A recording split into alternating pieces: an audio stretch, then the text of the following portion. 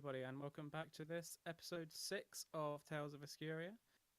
Thank you for coming along and having a watch of our episode today. We are presented by Horsham Gamers. If you didn't already know, Horsham Gamers is a local group. We focus on all different kinds of gaming, ranging from tabletop RPGs such as this, through to board games, through to digital events and esports and things like that. We're a very wide ranging thing, and we're supposed to be encompassing all different kinds of gaming all across the Horsham and extended area.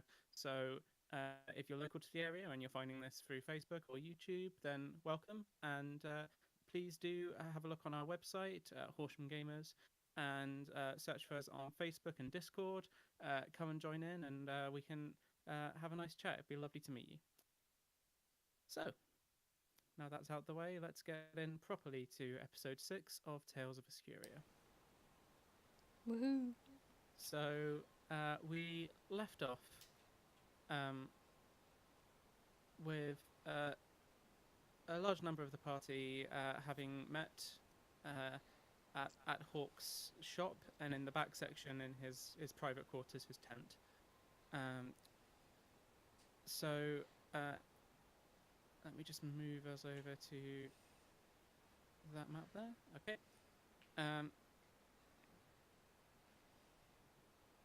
So he's gifted you with some smaller trinkets, but there are also some items that he had up for sale. Did people want to buy some items? Yes, please. Yeah. Okay. I don't have a note of how much cash my character's actually got. That was the only thing that was holding me back from starting a bidding war. Okay. Well, you should definitely have enough to buy any one of these individual items, and then after that, after the session today, we can go through, and we might have to re-roll like starting cash and note that down. Let me have a quick look at your character sheet. It might just be hiding from you a second. It's on your sheet. In your items along the left-hand side, there's the different currencies. You have 115 gold at the moment. Ah, gotcha. Right, okay, I Yep. must have just completely lost that. Okay, no problems. No Thank you worries. very Just much. good to check. Okay. So Hawk has laid out these items. Let me just give you a quick reminder of what they were. So he had the boots of false track, the ones which can make it appear as though they are tracks from a different person. Your footprints appear to be from a different person or going in a different direction. He had the horn of silent alarm, which allows you to basically alert a single person of your choice. There was the cloak of elven kind, which made it more difficult for people to ascertain your appearance, and the charlatan's dice, which you can change what they roll according to what you want them to roll. So, who wanted to buy what? I must admit, of all of those, the slippers of elusive tracks, whatever it is they were, that was the one thing that did pique my interest. Because although it's one of those things, my character could probably use all of them, but it's like actually that's the one that I could use even when I'm on my own. Okay. So if you show particular interest in them, then Hawk will come to you and just like, yes, I had a feeling that you might take a liking to these in particular, my friend. And for you, of course, a small discount, seeing as we are friends. Only 80 gold pieces for them. Are you sure you've applied a discount to that Hawk and give him a little smile? I'm sure that we can maybe work something a little bit better. For we are just about to enter or leave the cities, and I've obviously be providing services for you and others to help guide us across this hostile land with skills that only I can provide, and sort of be very flourishing with my gestures. So maybe we can come to an agreement. Give me a persuasion check. Uh, not too 17. bad. He eyes you kind of suspiciously for a second. You can see he's got kind of like a kind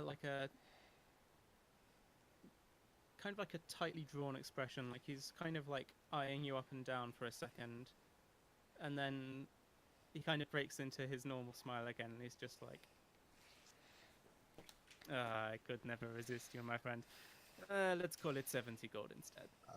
You are so generous, Hawk. And I will It's make one sure of my better qualities. you can have the Blood Bowl nearest to fire. Huh? What can I say? That is a deal, my friend. Okay. Yeah, give him if you mark down 70 gold pieces off your sheet, you will have the boots of false tracks. I will write down exactly what they do and send them to you in just a second. In the meantime, does anyone else want to buy some items? Yes, please. I would like to ask how much the cloak is. The cloak. This is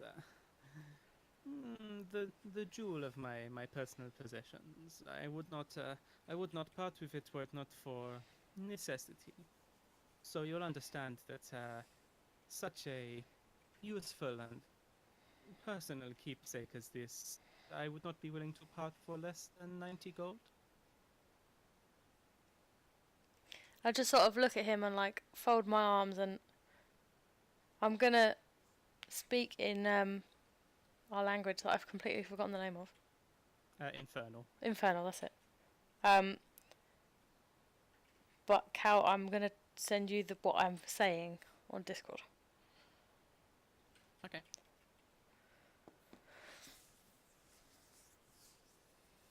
Oh, I'm getting bad sound distortion.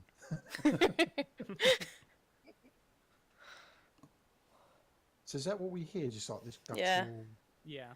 It basically sounds kind of like it's somewhere between like guttural grating sounds, and it sounds vaguely like underneath it you can hear like the sound of crackling fire and occasionally the sound of some weird demonic laughter in the middle. Oof. Yeah. Mark's laughing at me. I'm being an RPer. Batty. Shut up. I'm a tiefling, not a bat.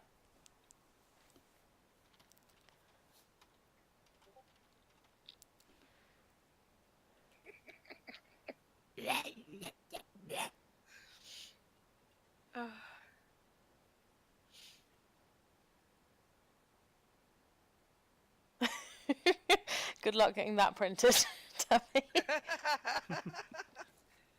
As long as I don't charge by the letter.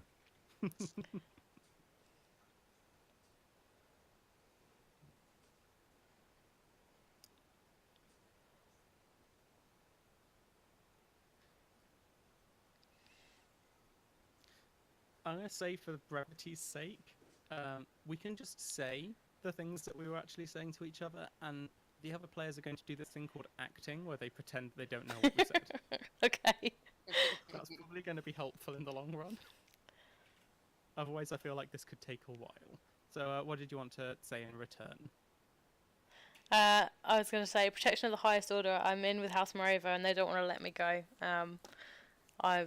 They've hired me to look after their son anyway, so I'm getting quite well paid from that. So, yeah. He considers it for a second,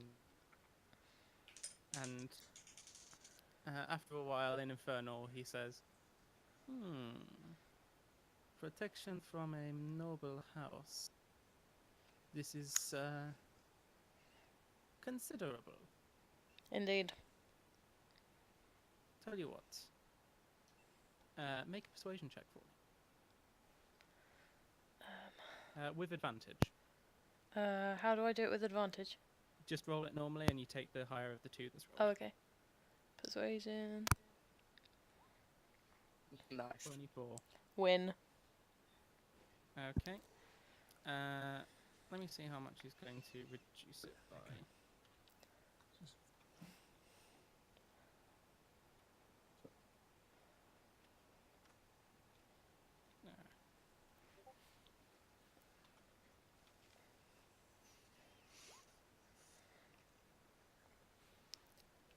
Okay. He says, I'll make it 70. Alright.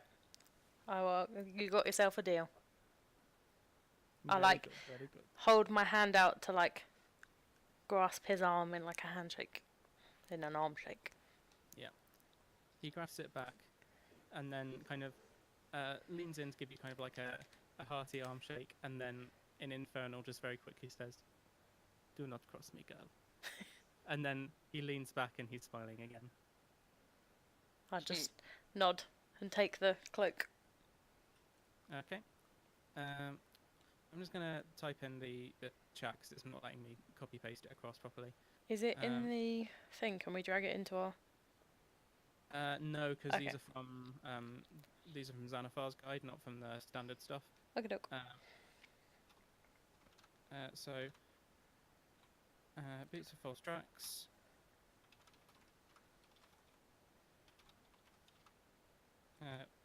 Whilst you're wearing these, you can appear to have the footprints of any other creature of the same size as you.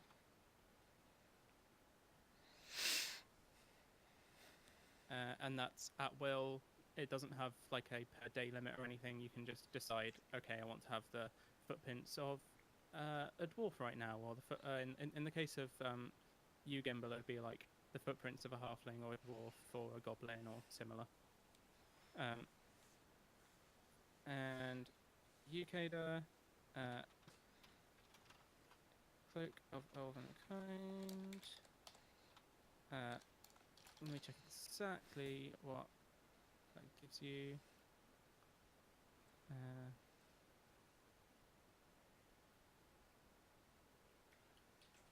Where has it gone?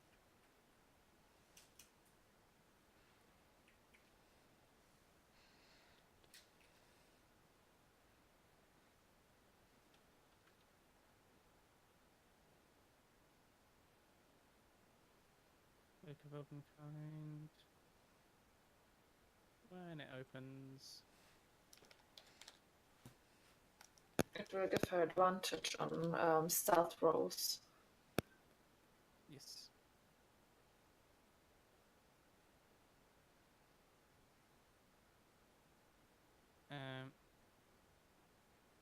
Yeah, while you wear this cloak with its hood up, perception checks made to see you have disadvantage, and you have advantage on stealth checks made to hide.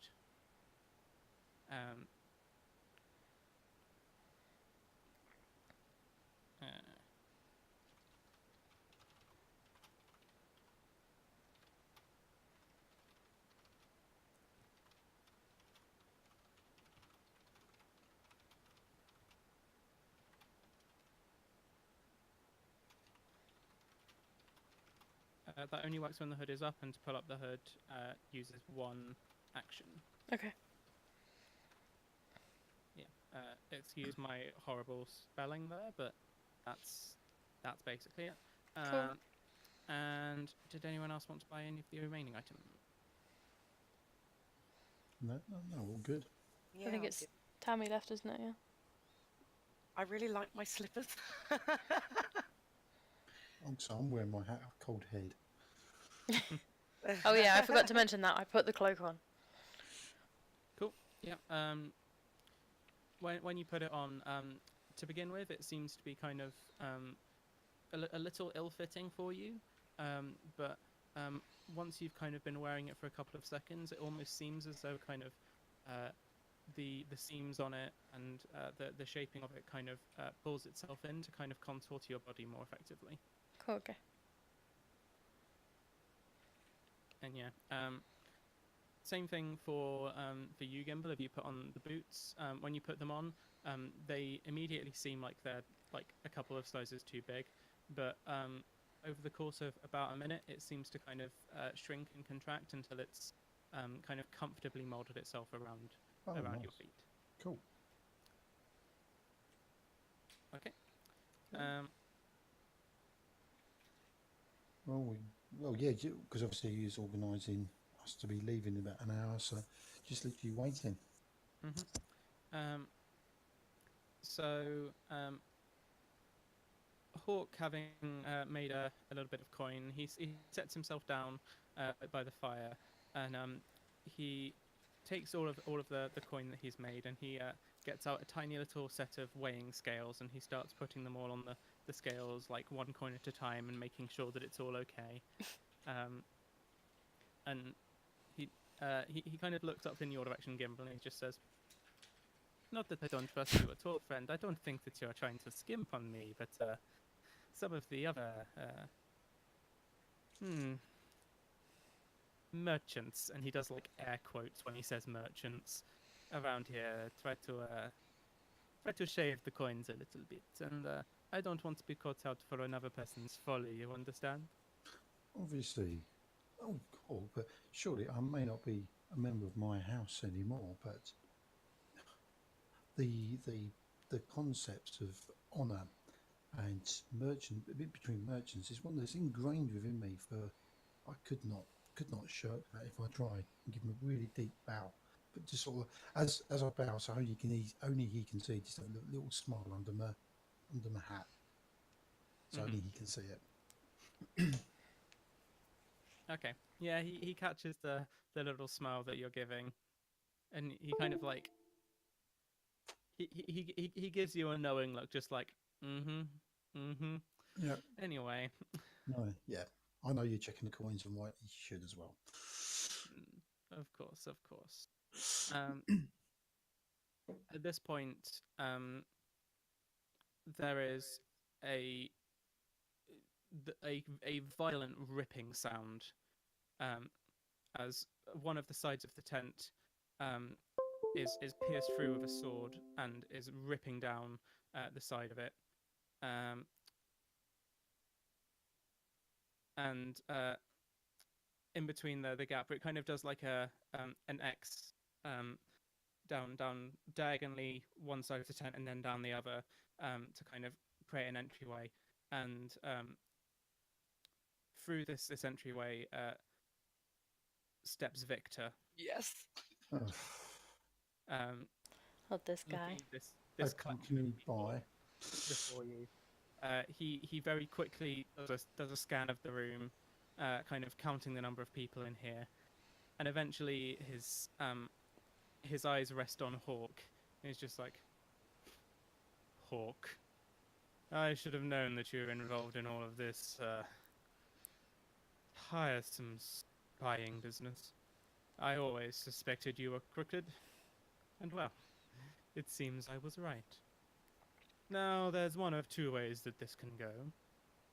Either you are smart enough to submit yourselves to the full force of the law of Sakani, and no, it will be forceful. Or I get some target practice. Which is it going to be? Quickly now. Can I like move my character? We're not in like battle yet, right? So I can just move. I'd say you can move a small amount, but be wary because you moving might be him taking it to be like, okay, well, you're going to attack me now. He's keeping like a very clean eye on you, and like he's got his sword kind of extended and moving between each of the different members of the group as if to kind of say like, stay where you are. Can I say something to him? Mm. You certainly can. Victor, if you wanted to buy me another drink, you could have just said so. You didn't have to stalk us here. Who is You sorry? see, like, Which character is which icon? you zoom in they should have little nameplates underneath them. I can see my name on it. Oh my gosh, you both went really laggy. Yeah, I can only see the one with my name on it. No, you've all gone robot. Oh no. That's the end of the campaign. It turns out they're all still on all along. This has been a Starfire campaign the entire time, so thank you for watching.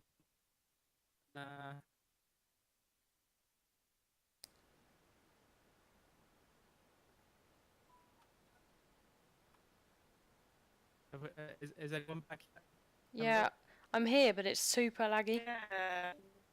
I'm getting We might- massive reverb all over the place. Actually, since that happened, since you went out and came back in, that's helped. Try leaving the Oh, yeah. channel. For me, it's fine now. Yeah, Yeah, it's it's okay fine. again now. Oh, It's good now. Okay, that's good. We're back. We're back. Weird. Okay. Um, Right. Yeah. Yeah. I can only see the one with my name on it. So, as in you can only see a nameplate on your own one. Yeah.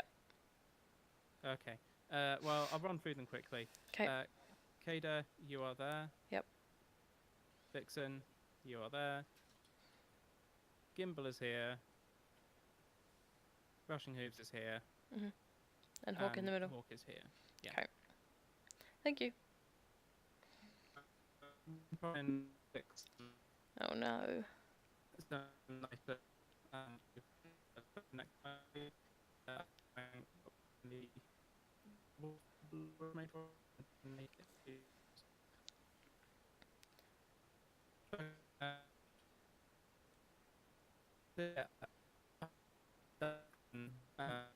sound gone for me again. Yeah, me too.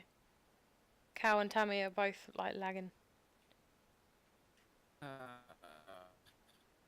is very annoying.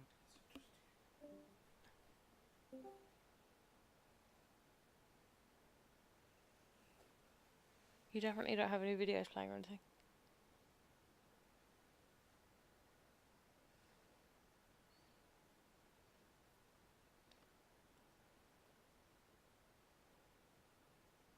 Is anyone there?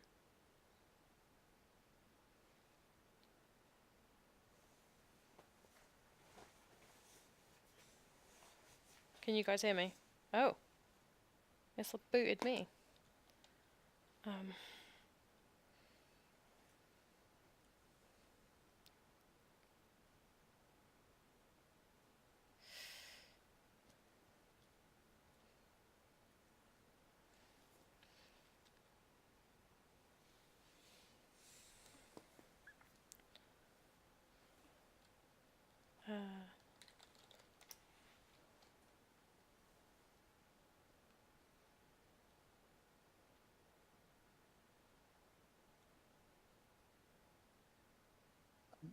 Imps, fits and starts. Oh, You there we go.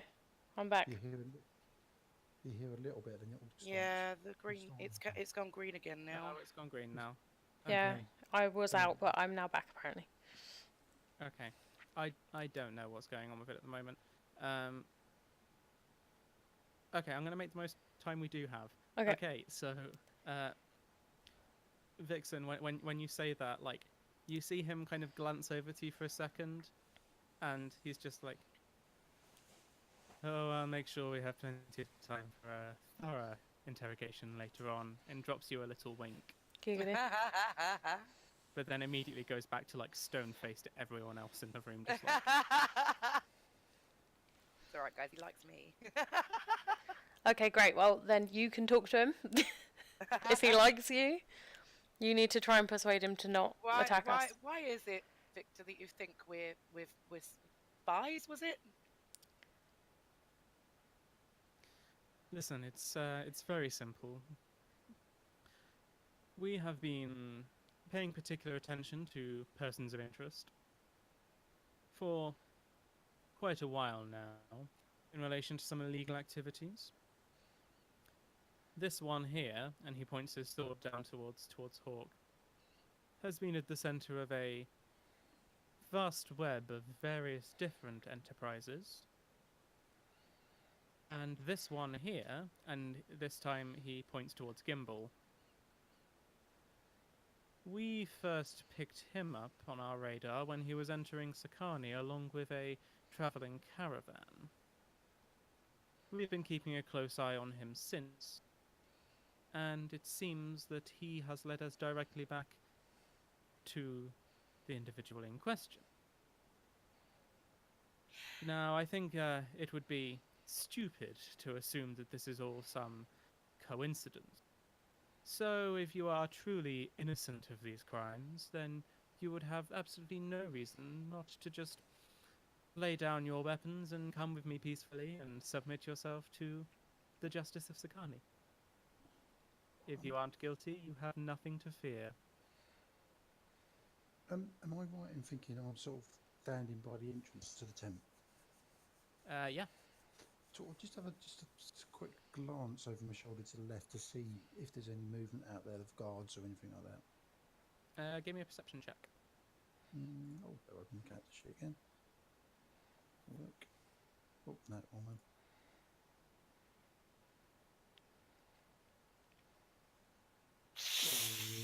Hard to tell. Oh. I can't even see the tent.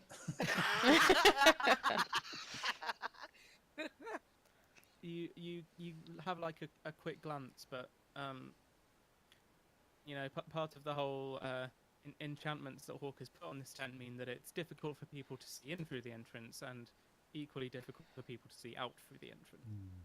So you can see kind of like a vague shimmery mist in the tent entrance, and you can see out into kind of people out vague shapes moving around on the street, but you can't see anything particular. Okay. And before you can get like a proper look, Victor's just like snaps his fingers and it's just like, enough of that now. There's no chance of making an escape. Oh, do not worry, I was not thinking about escape. Sort of looking over at Hawk. Basically, I'm just standing there waiting for anybody to go for their weapons. Has he like noticed me? Is he paying much attention to me? Because he was talking about Gimbal and Hawk, but he hasn't said anything about me, so. Tell you what, you are wearing your cloak of elven kind. Exactly. So I'm gonna make a you make a stealth check, and it'll be done with advantage because you're wearing your cloak. Oh man. Oh, it's not too bad. 15. Okay, and then I'm going to make a perception check for him.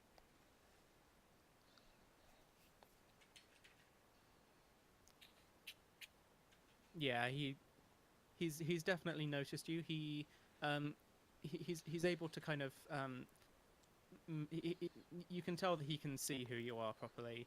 Like, this guy is very sharp. Mhm. So yeah, he kind of because when he came in, he kind of took you off guard. He probably had like it took you a second to like flip the hood up to try and hide. So he was able to clock you in that amount of time, and then yeah. Okay. So yeah, he kind of advances slowly into the tent to kind of position himself around about here, and just says, I'm going to give you 5 seconds to lay down your arms, or, and then he gets like a little like tug of a smile at the edge of his mouth, and he's just like, or things get interesting.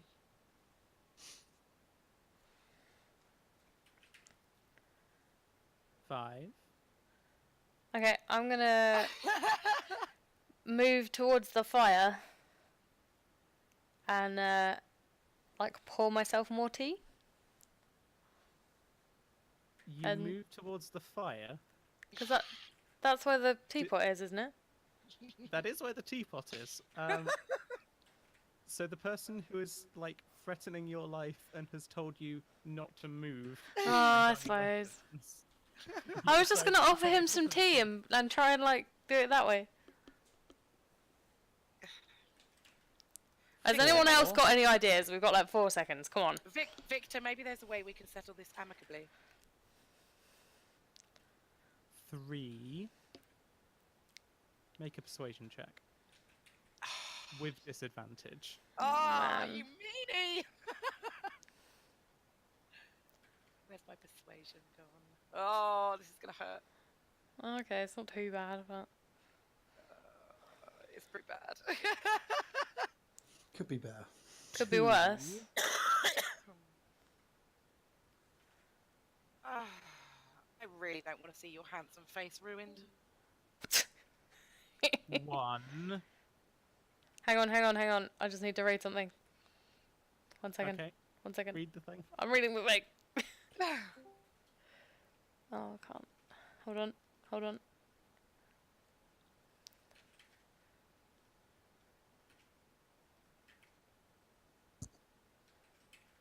Let me know when you've read your thing. Yeah, I will, sorry. I just... It's fine, carry on. I'm trying to work out if any of my spells will help me, but I don't know if they will at this point. I've read it, carry on. So he leaves a short pause after 1 and kind of gazes around the room and then says, What's Hulk doing during all this? He's just sitting there because he was counting coins, wasn't he? yeah. Hawk has basically not moved. Like, he was in the middle of moving a coin from one side of the thing to the other, and his hand is just kind of hovering in midair holding this coin, and he's just looking around the room and trying not to move as much as possible. Does he look nervous? Oh my or god, I know what we could do. Does he look nervous, or He does he look like looks- he's waiting, or? He looks about as nervous as you would be if a policeman broke into your home and accused you Yeah. of spying. What, Tammy, what's your idea? I'm just thinking if I can use command on him. You can certainly try. I'd say you've got like a tiny window where he looks like he's on edge about to attack. Can we safely say that he favours me than anyone else here? Sounds I'd like it. say so. I would also say that he's a little bit annoyed at you now because you did a 9 on your persuasion. That basically No. he's not like he favors you in the sense that he's probably going to stab you the least. Oh, great. Okay, I've got a high persuasion. Is it worth me like having a go to try and... Definitely. Gosh, yes. I'm But you've gonna got to say come up with something to you say. guys have time to do one more roll Okay. between all of you, and then he's going to start attacking you. It's going to be into like initiative order. Oh, So- Victor, don't do it. Okay, is everyone happy for me to take that, or does someone else want to do something else? Go, No. try it. My character's getting ready to draw his sword, so he's. Okay, cool. Can anyone teleport me there? I can fix the problem. If only. Okay, I'm gonna step sideways like half a foot just so that I'm not behind Hawk. And then I'm gonna raise my hands and go, okay. And then I'm gonna say, I'm just gonna reach for my dagger to throw it in the ground. And I'm gonna pull out my dagger brackets oranges and put it like put it into the ground like spike down. And then like stand back up with my hands up and be like, Victor, what are you hoping to achieve here? There's one of you and 5 of us. Like, we're not trying to cause any trouble. Why are you doing this? I'm merely doing my duty as a member of the Guard of Sakani.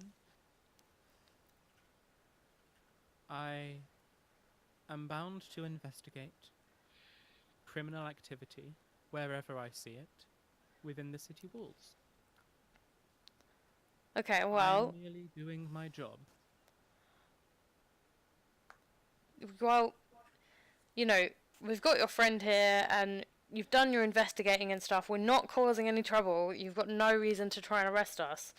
You can tell the city guard that you investigated us and there was nothing going on. All we were doing is doing some shopping.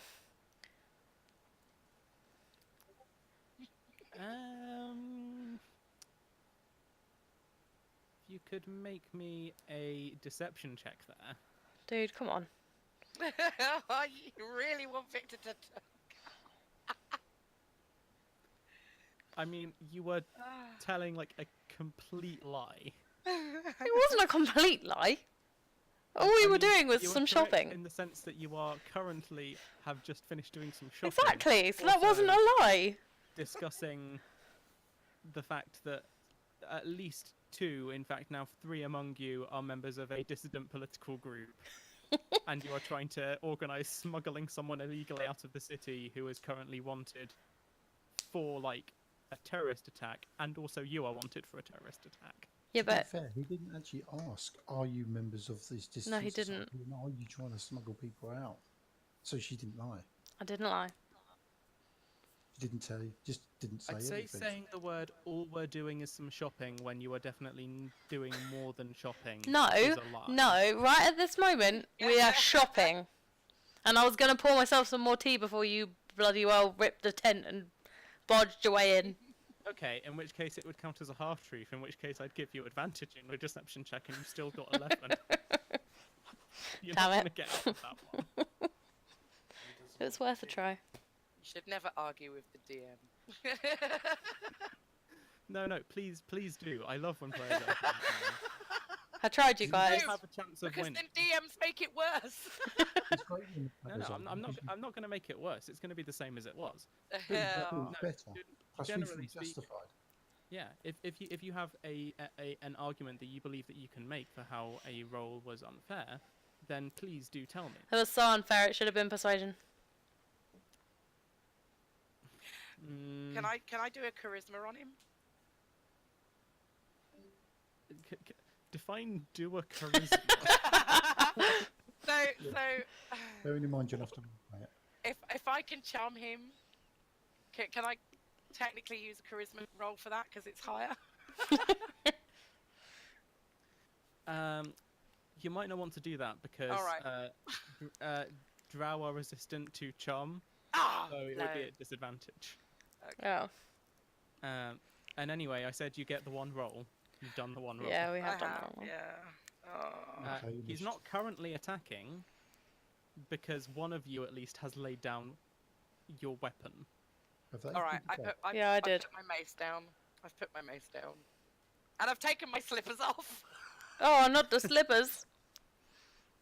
He looks over in your direction as you put down the mace, and then you start taking off the slippers, and he's just like looking at these slippers, just like, are they weaponized? He looks suspicious, and then he's just like, okay. At this point, Hawk just kind of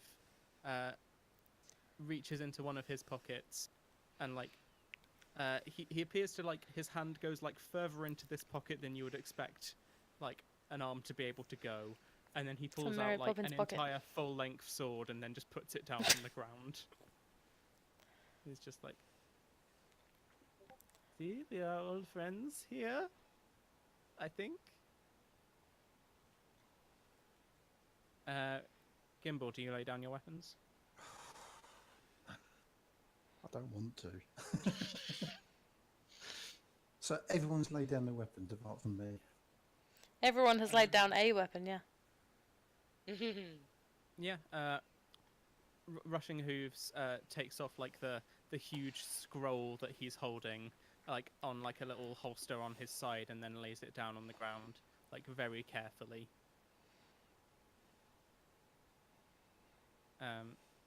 So it looks like everyone else has put down a weapon at least.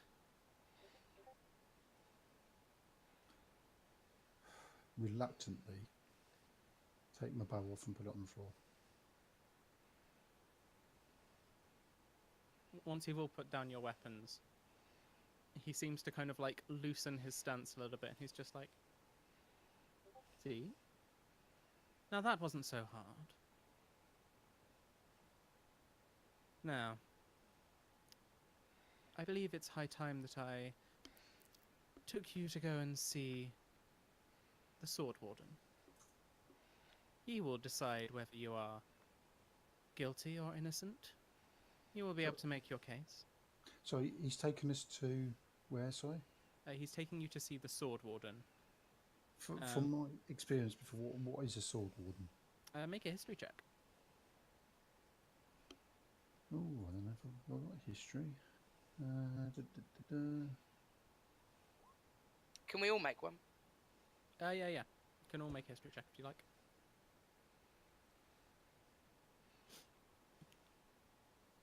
So, Gimbal and Kader, you know kind of vaguely. You know that the Sword Warden is someone who is important in Sakani, and you know that he's something to do with the Marshall Quarter, something kind of high up there, but you're not sure like exactly what he does. You just know he's the kind of person who like people make a big deal of the Sword Warden is going somewhere, and like you might occasionally have Kader, one of the people who would have been in the crowd when the whole attack on the Blade Pit happened would have been the Sword Warden. Okay. So like you would recognize him from sight because he goes to fights occasionally, but you wouldn't really know much about him. Right. Vixen, you know precisely who this person is. Okay. You know that he is Sword Warden Tanzin Kahar. You know that he essentially is kind of the like if Sakani has a ruler, it's the Sword Warden. It doesn't really have a ruler in the sense that it's like it's a free city. It's supposed to be for kind of trade between different bits of the empire or this kind of stuff. It's its own thing. So it's not supposed to have a ruler, but basically he is in charge of the entirety of the city guard. He's in charge of the city defenses, and he's one of only 3 people in the city who basically sits as like a judge of people. So chances are, if you are arrested for a crime in Sakani, you are arrested by the Crown's Guard and taken to see the Sword Warden, and then he will deliver justice as he sees fit. Okay. He tends more towards the sword than the warden side of his name. Great. You guys, I feel like we should not go and see this guy. We don't really have much choice. Well, we do. We can't kill Victor. I mean, We're kind of gonna have to. Like, we don't have a choice here. Do you want to escape the city or not? Like, Yeah. unless we can. So what's everyone doing? So we've laid down a weapon. Mhm. yeah. He seems to have relaxed a bit, but now what's everyone actually doing? Can we offer him some tea? You're probably the Sure. best bet to offer him some tea. Victor, while we're all here, can I offer you some tea? He looks at you a little suspiciously, and then he looks towards the teapot, kind of on the little tripod above the fire, and he looks back to you and he's just like, "Go on then." But, and he raises like a single finger on one of his hands and is just like, "You drink some first. Just want to make sure." No problem. I go over to the teapot. I pour myself a tea. I'm have a gonna sip. hold out my cup while you're there. I pour Kader some tea. I'm gonna drink that Um, too. I'm going to gently skip over to Victor with his tea and say, "See, it's absolutely fine. It's just tea." He gives it kind of like a little sniff, and he takes like a little sip of it, and then just says like, "You know, that's it's not half bad." That's all we were doing. We were just enjoying some tea with a friend. At that, he kind of looks at you, and then like he as he's eyeing you, he like keeps eye contact and like very slowly takes another sip of the tea, and then just kind of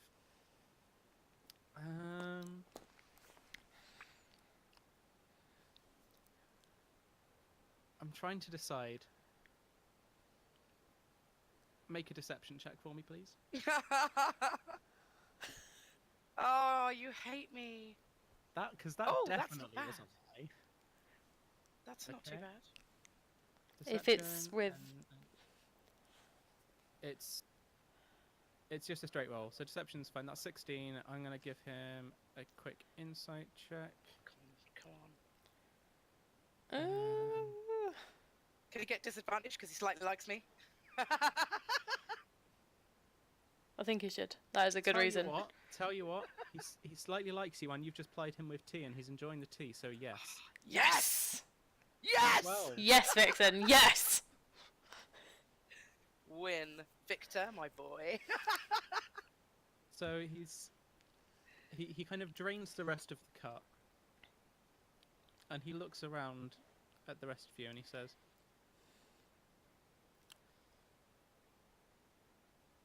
"I am not one to mince words, so I will say this plainly. I apologize. I may have acted untoward just now. I made some assumptions, and perhaps they were based on incorrect information. However, there is one thing that I must say. This man," and he points down towards Hawk, says, "is still a wanted felon on several counts. So, given that you have made a impassioned plea, and I am not entirely without mercy, I will simply take this man with me into custody, and I will leave the rest of you to your own devices." Shoot. See? I believe that is more than fair, and frankly, probably a little more than you deserve. And at that, he gives you like a little wink. Don't like this guy, he's a bit of a dick. I like him because he's a dick. Vixen's got a type. Okay. He's growing on me. He's growing on me.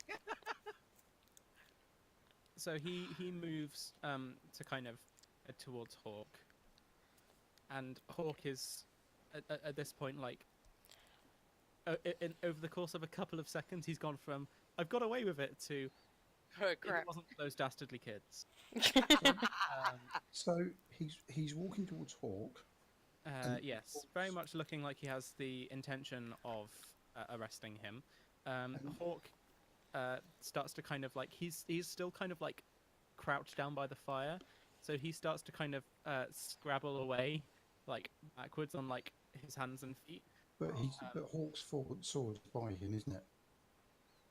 It's on the ground by him. Yeah, it's kind of here-ish. He's looking towards you, Kimball, just like help. Oh my gosh, don't. Don't. Where's Victor at this point? Victor, I'd say he's doing the menacing slow walk. So he's like here. Okay. Has he still got his cup?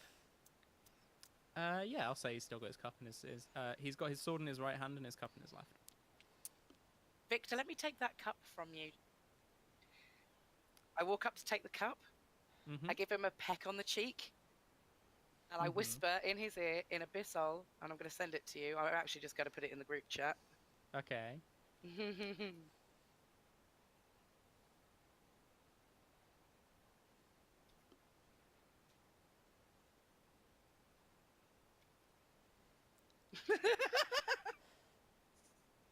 Oh dear, what's this? Yeah, it's the laugh.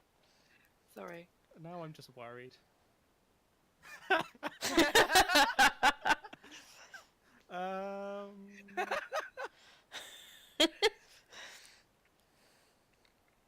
So, you whispering this in Abyssal, is this you casting a spell? Or is it just you... It's just me. It's... It's full out honesty. It's full out flat. you're just... you're using the language of demons and devils Yep. That makes it for worse. smutty Or shit. That does makes make it better. What are you talking about? Okay. I'm know what it gonna means. say charisma.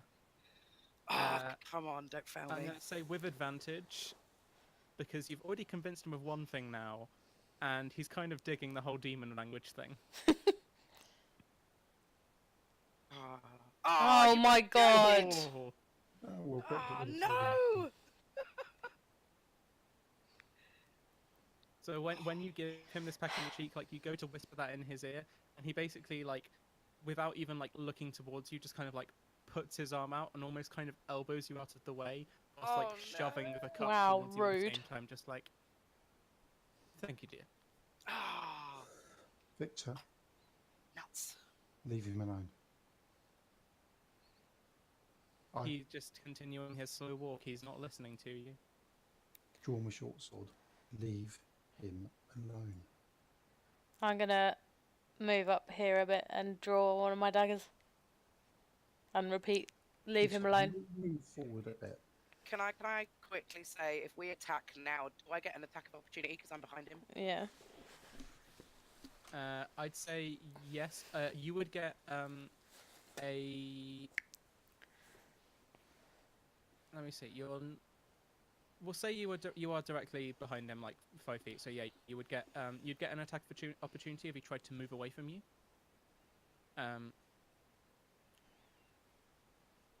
Let me see. No, you're not. It's not currently directly flanking, so you wouldn't get an advantage from that. I'd say you get your first attack with disadvantage. Sorry, not you get your first attack with advantage against him, Vixen. Okay. But it would go in initiative order. Yeah. Let's do this then. He can't take Hawk. Sorry, No. Victor. It's not happening. I'm just gonna quickly whip Okay. my mace up off the ground. I'm gonna draw my other dagger as well. Okay. Roll for initiative. So do we just click initiative, yeah? Click on your token first, and then click initiative. Click. And it Which will, one's initiative? the word initiative. Oh! Am I being super blind? Where am I looking? Someone please help me. This is the first battle I've been in, can you tell? On your character sheet. Yep. Oh, I see it. Found armor it. class initiative. We're all sheet. good. Yep. I found it. Character sheet just closed itself for some reason. Oh, someone did well. Woo! Ooh. Check out For you, some reason Kaden. I can't open my Click off the character mark. sheet. What happened? It If might just be it's taking not- a while. No, it's gone all funny. Oh, there we go. Worst case, if any of your character sheets go dodgy, I can open them and do rolls for you. I've sorted out that thing, so it won't take 50 seconds to open any single Sweet. character sheet anymore. Cool. So that's good. Okay. Oh, I need to run for Hawk. And rushing hooves. Let me see. I've rolled rushing hooves. Oh, did you? Sorry, I missed that. Yeah, no, it's okay. Ah, Victor. Where's Hawk?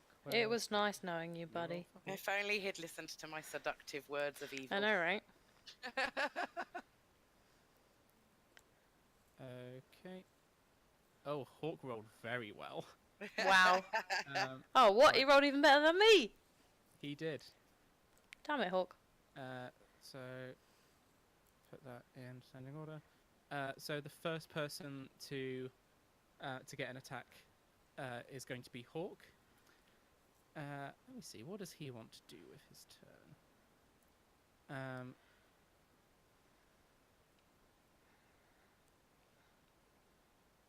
Oh yeah, that's definitely what he's going to do. Okay, so having seen you all step in, he gets kind of like a bit of a smile on his face, looks up towards Victor, and then utters a couple of words in Infernal, and then raises his hand, kind of like almost like he has his hand kind of clasped into a fist, and he raises it up into the air, and he casts Flame Blade. Oh wow.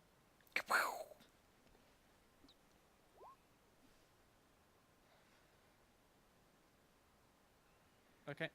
So yeah, when he kind of like punches up into the air, um, it almost acts as though like he's holding the hilt, and suddenly like a curved scimitar made of pure flame just like appears in his hand, and he's smiling. And then he stands up and points it like very slowly down towards Victor, and just says, "Came into the wrong tent today, friend." And that's his turn. Okay. I am not hot on how much I can move and then what I can do and stuff. Can you give me a quick rundown? Okay. So a standard round of combat, you will have one move action, one action, and one bonus action. With a move action, you can move up to 30 feet. So that's up to 6 of the grid squares. Okay. I'm just going to make the grid a little bit more visible on this one because it's a little bit... Yeah. I can just about see it, but that didn't do much. Give me a second. it did. I can see it now. You can just That's about better. see it. There, There we we go. go. Cool. So you can move up to 6 of the grid squares. That includes moving diagonals. Oh, okay. I'll take it because I'm speed 25. I can only move 5. Yeah. Yes, because you have lower speed. But Katie, you can move 6. If you want to, you can take the dash action to double that. That would use up your action for the turn, but you can move up to 12 squares instead. Okay. And with your action, you can do things like attacks, cast a spell, hide, other things like that. And you'll have certain things which can be used as a bonus action, but that's going to depend from action to action. You'll have to look on your character sheet. Okay. Like some spells are bonus action, some are normal action. Oh, It'll okay. say in the description. Cool. So presumably with daggers, I'm gonna need to be up close to him to hit him with them, Yes. You will need to be within 5 feet of him. which is 1 square, right? Yes. So I'm gonna move up, and then attack him with both my daggers. Okay. Do I just so click them? Yep, just click them on the character sheet. Whoa. Let me just check something. Does it say in your character sheet that you can do multiple attacks? Where would that be? I'm just gonna have a look at your sheet real quick. Okay. Sorry, I don't know where it would. No, it's okay.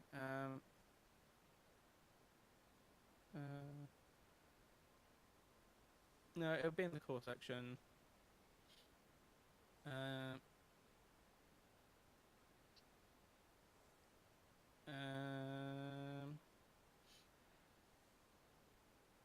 No, so you can only make one attack. Like you will be, you can flavor it as I'm using both of my daggers to make this attack, Okay. but like you only deal the damage of one attack. Okay, cool. In this case, we'll take the first one because it was the one that Sure. was supposed to be, and you have missed. Oh. So yeah, like you dash in to make this attack, and he was kind of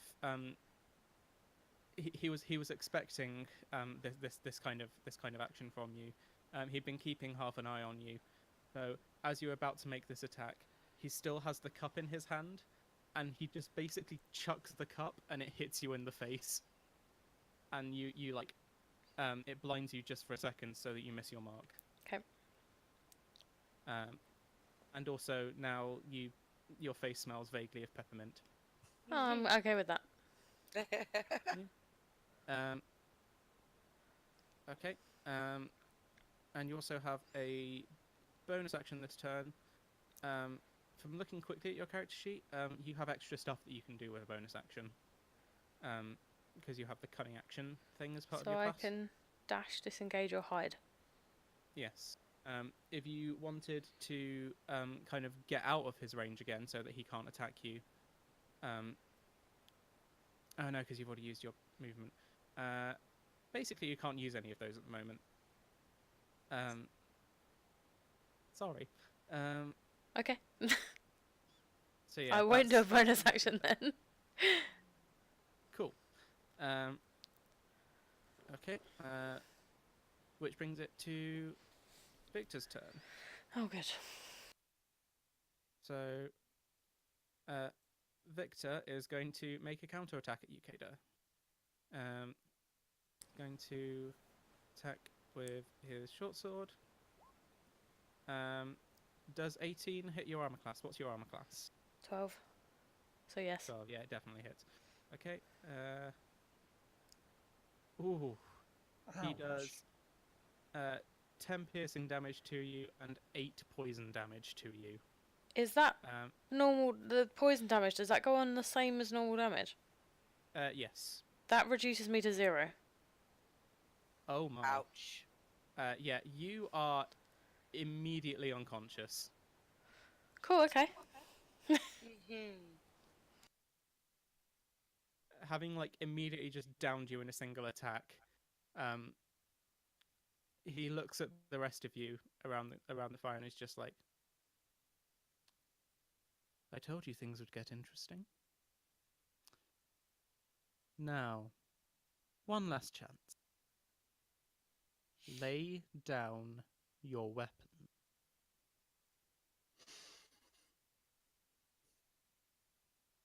And that's his turn.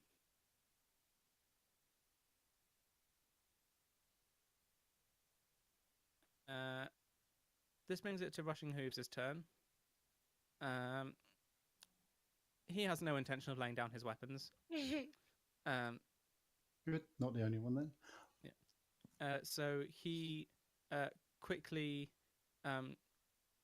reaches down and grabs his scroll of bashing, and then he uses his ridiculous movement. 1, 2, 3, 4, 5, 6. Yeah, he doesn't even need to use all of it. Rushes right in, and he's going to make a attack against Victor. Where's it going? Okay. Oh, and it does not hit.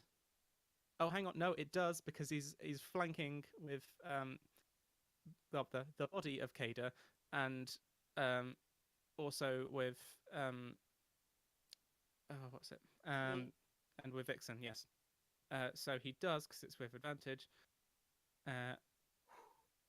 He deals 7 bludgeoning damage to Victor. And then he's going to use one of his key points to do Flurry of Blows. So he gets to make another 2 attacks.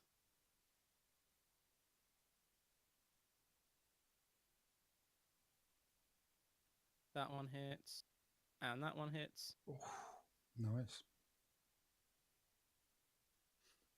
Yep, and he deals an extra 16 bludgeoning damage. Just pummeling him with his hooves. And he's going to use one last chi point to inflict a status effect on him because he hit with both of those. What one's he going to do today?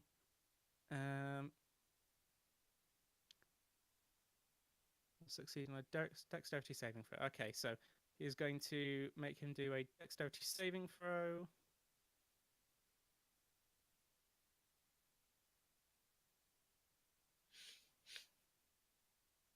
(16) does not succeed. So following this barrage of being whacked around the side of the head with an ornamental scroll and then pummeled in the chest twice by hooves, he is knocked to the floor and now he is prone. Ah, fantastic. He's going down. Yeah. So I like that he's done like his badass, just like, I told you, lay down your weapons, and then immediately just gets like, thump Apartment. onto the ground. Yeah, Oh, he's not Victor. looking happy right now. Oh, Victor. And as he gets knocked down to the ground, like he bashes his head on like the dusty stone floor, and he's looking up, and he can just see Vixen standing over him, just like. If it makes you feel any better, Vixen, he's nowhere near good looking anymore. Gimbal, Still. it's your turn. What would you like to do? Yeah, can you do bonus actions before main actions? Yes. Okay, I'm going to do bonus action of Hunter's Mark, Okay. which gives me, I think it's an extra D6, but that's a bonus action. So basically, just puts like a mark. So it's like a little conjuration. Just puts a mark on him. You can always get an extra d6 against him. So yeah. Yep. Okay. Is there tumbling or sorry? Obviously, I'm 3.5 blab. So is there like tumbling, or can I just literally just move into combat? What do you mean by tumbling? It's an old 3.5 or 3 where you used to actually, to be honest, think about it. No, that's more for moving out of combat. Okay, yeah, I'll basically just move in to the side here, so he's fully flanked. Yep. And then just attack with a short sword. Make your attack. Let's go to. And it's with advantage because he is prone. Yep, that definitely hits. Oh, yeah, I'll take that. So it's going to be the damage of the short sword plus an extra d6. Yeah. If you click on the word short sword in the chat box, it will do the damage for that, and then just roll a d6. Is that the damage? Oh no, I've done the attack again. So the word in the chat box. So. Oh right, okay. So I'll do it in the one above. Okay, and then just another d6. Yeah. Yep. 12 damage. Yep. Okay. Yep. So you just lean in and give him like a hefty attack, and he is now looking like pretty ragged. Good. Like he is realizing the mistake he has made here today. Which is bringing us to Vixen. Unless there's anything else you wanted to do with... no, that's all your actions, Gimbal. Vixen, what would you like to do? You guys might actually hate me for this. Oh, please don't save him. Oh, for God's sake. Love is blind. It's not love. Lust is blind too. Yeah, we'll say lust. We're gonna give him a chance. He can still see me, right? Because obviously I'm like leering over him. Yeah, there's like blood in his face, but he's like wiping the blood out of his eyes, and he can just about still see you.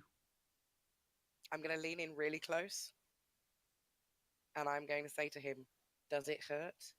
I can stop it, but it won't necessarily happen again unless you actually listen." And then I cast Healing Word. Seriously, you could heal me, and you wasted it on Victor. Oh. For the time being, yes. Dude. Can't. You heal him for 3 hit points. Well, that's a bit better. I can use so, cantrip as well, can't I? Yeah. Okay, I'll do Spare Dying as well then.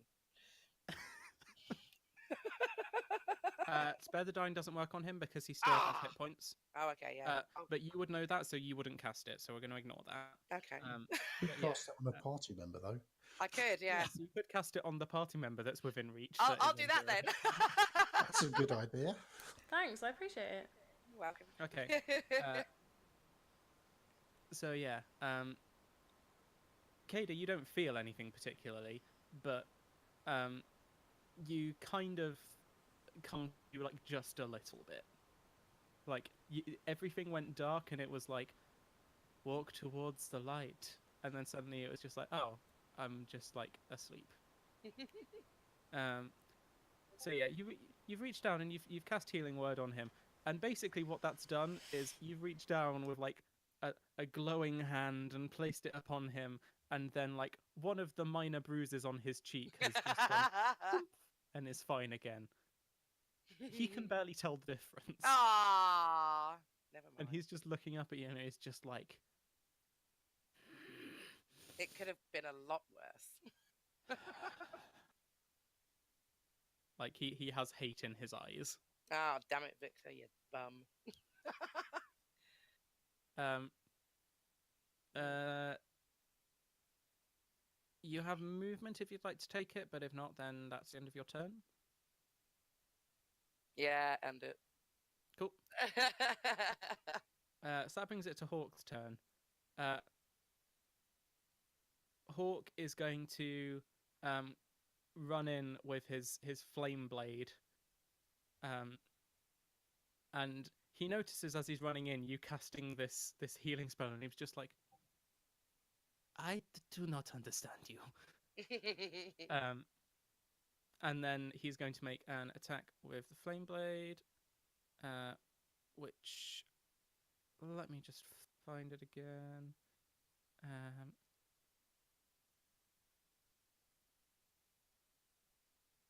Melee spell attack.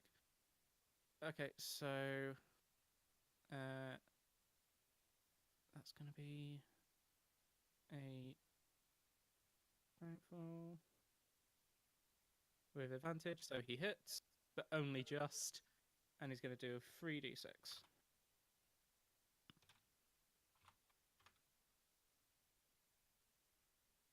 11. So he goes in this kind of arcing slash downwards, and he manages to just kind of find a little gap in the armor and stab the blade in, and deals 11 damage to him. Little bits of his clothing are now on fire, and he visibly winces with the pain of the attack that Hawk has inflicted. And in Infernal, Hawk basically just unleashes this torrent of horrific swear words. Good old Hawk.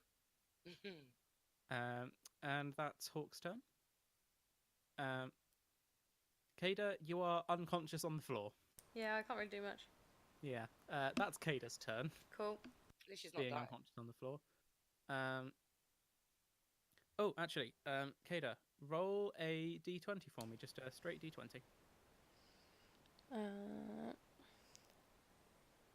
18? Yep, you're Nice. unconscious on the floor.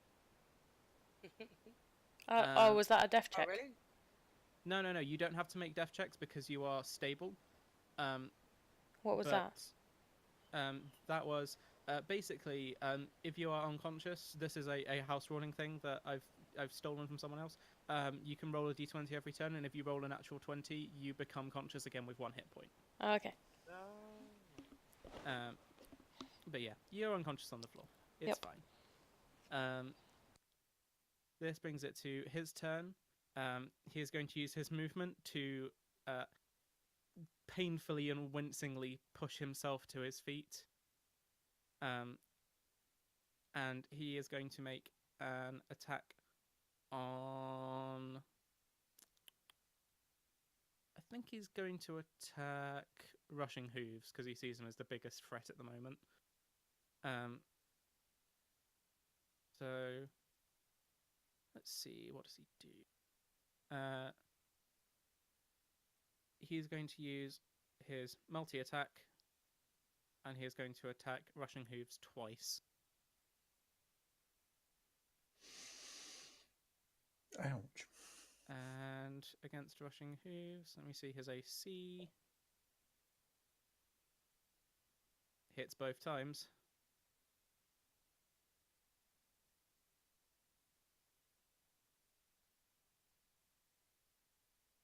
$16, $25, and Rushing Hooves. Yep, Rushing Hooves is down.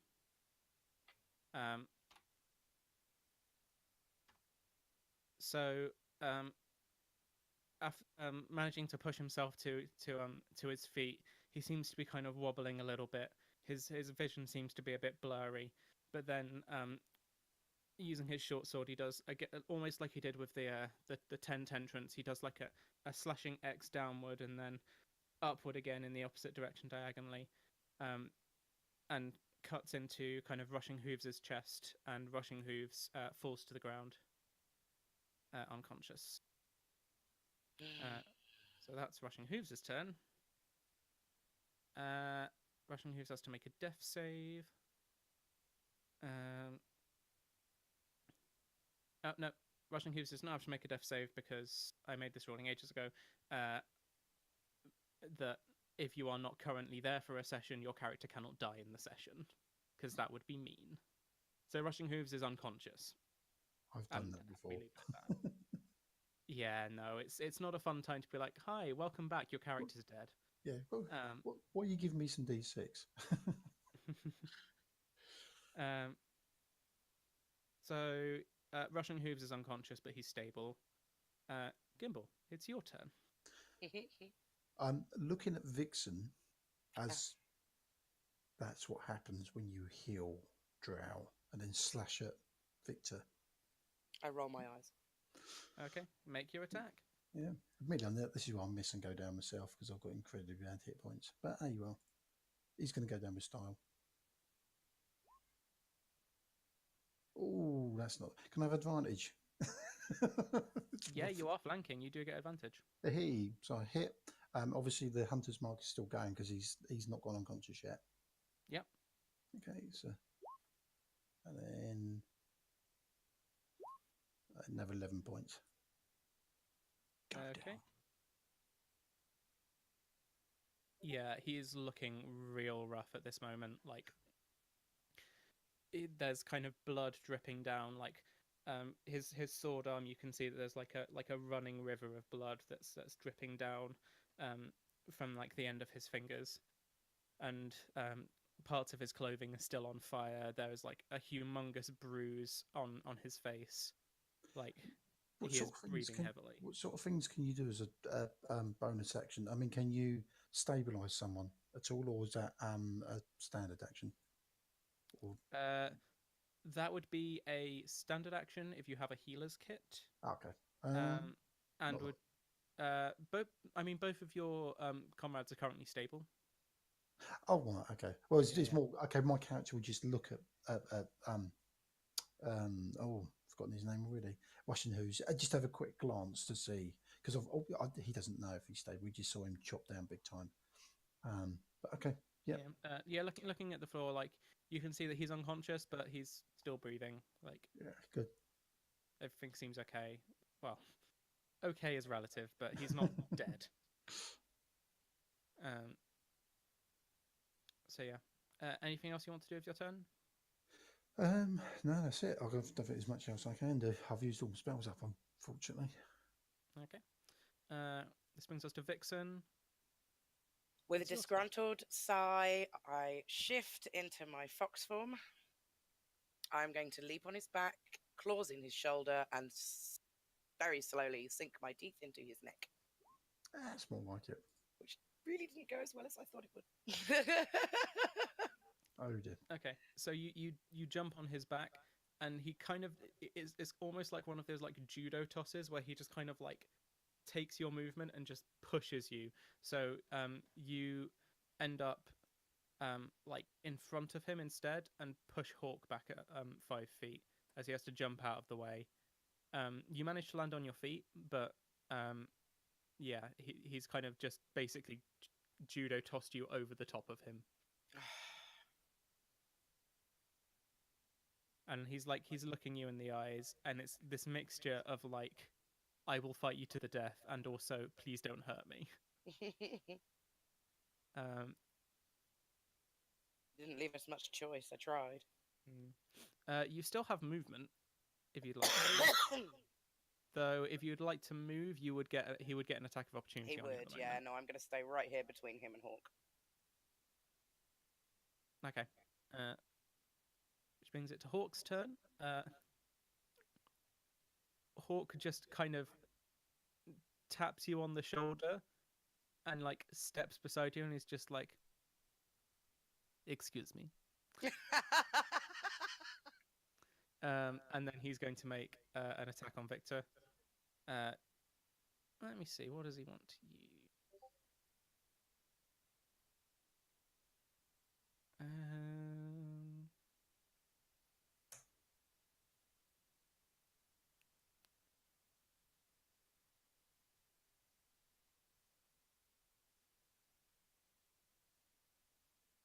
Okay. Yep, he's just going to use his flame blade to make another attack. So let me see.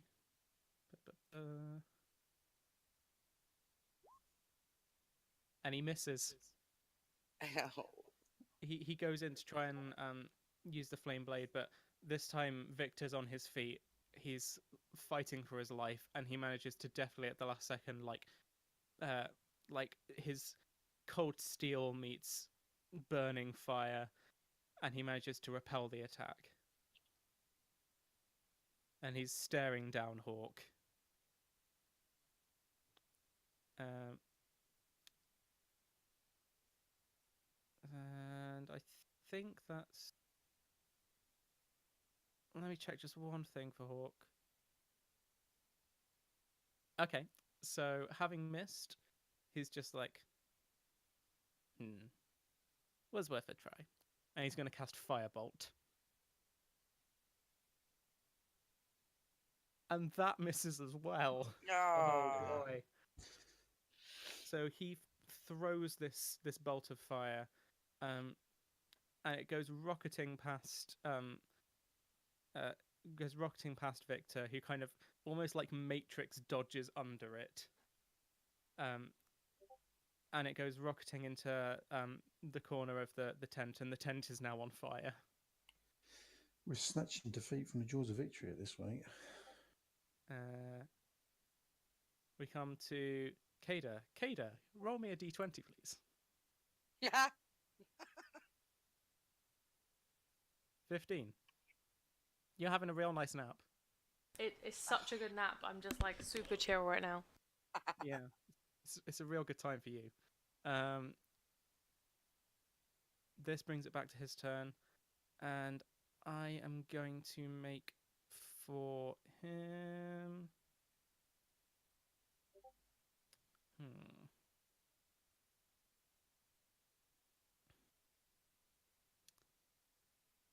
What am I gonna do?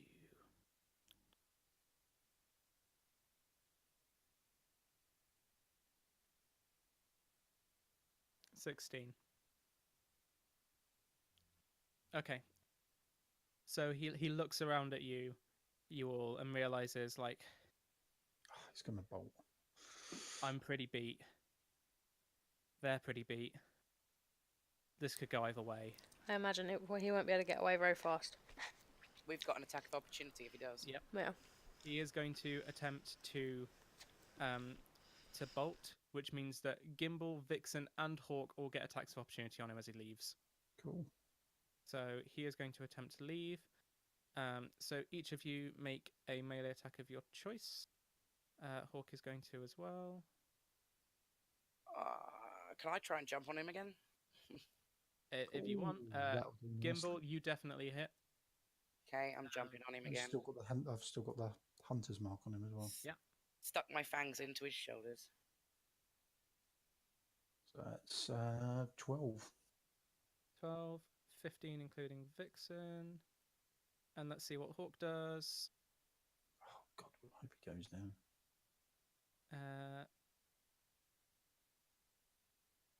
Oh, Hawk misses. he's letting me down. So yeah, you're currently holding on. You've jumped on top of him, so we're going to count that as grappling. So Vixen, you make a strength check, and he'll make a strength check. Oh, great. Well, we've lost this. Oh, Oh! No. You have managed to restrain him. Yes! So he is down to a whole 2 hit points. And you basically just, when you leap on him, just kind of, he goes sprawling on the floor, and he's trying to use every ounce of strength he's got to push back up again. But he's not able to overcome like your weight on top of him, holding him down. And that's the end of his turn. Which brings it back to Gimbal. Oh, so he's basically wrestling with Vixen on the floor. Yes. Can can I get a clear shot at him? Um, Hitting me too. it's Well, it's melee, so I wasn't okay. sure. So normally you would have advantage because he is prone, Yeah. but you also have disadvantage because he is grappling. So it's just a straight roll. Okay. What I'll do first, I'll actually move round to here. So even if he does shake, Vixen off and gets up, he's still got to get past me. Well, because obviously we roll. Yeah. So move By round. moving to there, you are now flanking with Hawk, so now you get advantage. Right. Okay. And then I shall try and finish this. Finish you. Definitely Oh, there you hits. go. Didn't need advantage. Yeah. I am so glad you didn't miss that. Yep. Yeah. In his last few seconds of life, he is pushing up and he can see like the opening in the tent in front of him. He reaches his hand out to try and reach towards it and the small amount of light that's coming through it. And then just in front of him steps the diminutive form of Gimbal. How do you want to kill him? Just look him in the eyes as I run him through. You don't mess with the ascendancy. Just run him through. Oh, nice. Amazing. Got to be done. Yeah. And those are the last words he hears, and then all goes dark for him. And he's dead. Excellent. But obviously, I feel heartbroken because I'm a good guy and I don't like killing people. But not in this case. Oh, Right. I'm not sure if I've got any healing skills. That's my job. Did you say can anybody tend to Russian Hooves and Kada? I'm going to use Prayer of Healing. That'll help, won't it? And what I'm going to I'd do, say so. There we go. and then I'm going to go over to the hole in the tent and just have a quick look out, make sure there's nobody, make sure there's not like guards waiting outside for him. That covers both of them, doesn't it? I'm pretty sure Prayer of Healing covers Anyone up to within 30 6. feet. Yeah. So yeah. So do we both get 15 health? Or... Yeah. Yep, you're both up to 15 hit points. Sweet, thanks. You're welcome. So yeah. Kada, from your perspective, it's almost like resurfacing from underneath the water when you've been gasping for breath.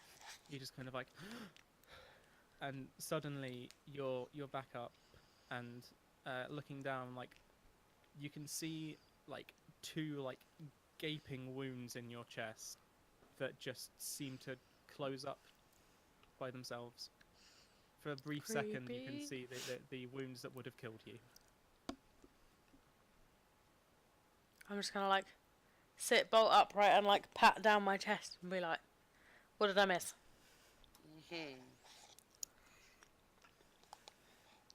Victor won't be bothering us anymore. Good to know. Hawk walks up to you and offers you his arm to kind of pull you up, and he's just like, you missed quite the spectacle, my friend. My friend, I need you to provide me with some better weapons. Weapon. Just sort of call over my shoulder where there's a short sword on the floor. I have a longsword. And 3 daggers, because I'm going to pick up my orange daggers. Orange's dagger. Yeah, he looks at like the mini armory that you have hanging off your clothes already, and he's just like, I'm not sure I would have anything that's better than what you already have. You are, how's they say it in the Ascendancy, you are packing some heat? Indeed. I just need better dice, clearly. Oh, for goodness sake! I've got favoured enemy humanoid. I should have been getting +2 damage bonus. Well, we know for next time. Oh, benefit of hindsight. I obviously took pity on him. Yeah, I mean, the only difference that would have made is that he would have been dead like just a little bit earlier. Yeah, but it wouldn't have been enough. It was more dramatic the way he did die. Oh yeah, very dramatic. So Hawk then goes, speaking of heat, give me just 1 second. And he picks up like the the old bucket of piss from last session and just douses the flames that are currently burning through the side of his tent. Probably a good idea. And he's Yes, just like, looking outside, is there any guards or anybody else out there? not that you can tell. Good. Hawk immediately goes over to like the rip in the tent, and like starts kind of waving like his outstretched hand over the side of it. And it's just like, he seems to be kind of like searching for something. He's got like one eye closed, and he's just like, okay, the protections still stand. Good. Even if the cloth, and then he just kind of like slaps one of like the loose hanging bits of fabric. Even if the cloth does not. Can I like? I take it he's by the tent now. Where is he stood? Hawk is now over like here. Oh, hold on. I've got to move the character sheet. Right, gotcha. Okay, I'm going to walk over to Hawk. I'm going to apologize for the mess and use mending on the tent. Okay. So when you cast mending, you sense when you're knitting these fabrics back together, there's a little more resistance than you were expecting. Like, you've done like simple mending like this before all the time, and usually like fabrics just kind of like naturally want to fit together. This one seems like you kind of have to force it to. You can get the sense of like the enchantments that have been placed on it make it kind of difficult to weave back together, but you manage to after about a minute or so. And he watches you do that and kind of like nods his head, and he's just like, I'm impressed. It's well, let's just say I was a little clumsy when I was setting this up the first time, and took me about 2 or 3 hours to fix something like this before, so good job. Thank you. Oh, happy to help. Kind of my fault we're in this mess. I'd Please, say like, it's, stop trying to fall in love with like people we meet. Right. First off, not falling in love. Okay, sorry. Second off, I'm a cleric. I would rather not see anybody die. I might be a little rough around the edges, but that's still my creed. Thirdly, he wasn't that bad. He bought me a drink. Dude, he killed me. He didn't kill you. He knocked you He unconscious. basically I saved your killed life. me. Yes, you did, and I really appreciate that. But if it weren't for you, we wouldn't be in this mess in the first place. Well, technically, it's Gimble's fault. Damn it, Gimbal. He's AFK, but damn it, Gimbal. Hawk is just looking Is he around at like AFK? the current like destruction in his tent and the bloodstains on the floor, and he's just like, I don't care who started it, I'm finishing it. I will turn this car around. I will turn this tent around, I swear to God.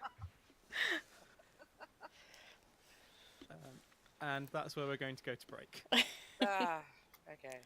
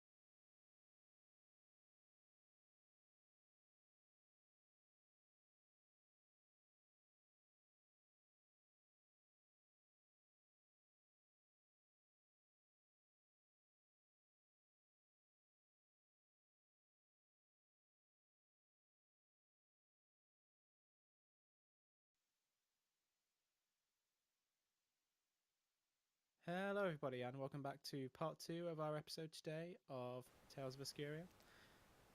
So, we come back to the Morevo Manor.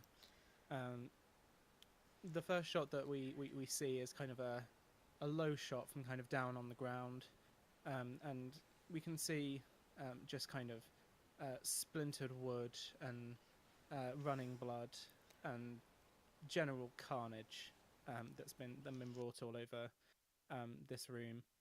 And then stepping into the shot, we can see two immaculate kind of raised platform boots. And then panning up, we see the figure of Lady Selwyn in amongst all of this carnage, looking immaculate as always. And she, as she's striding through this carnage, walks towards you, Alan, and just says, "Have they gone? Did we win?"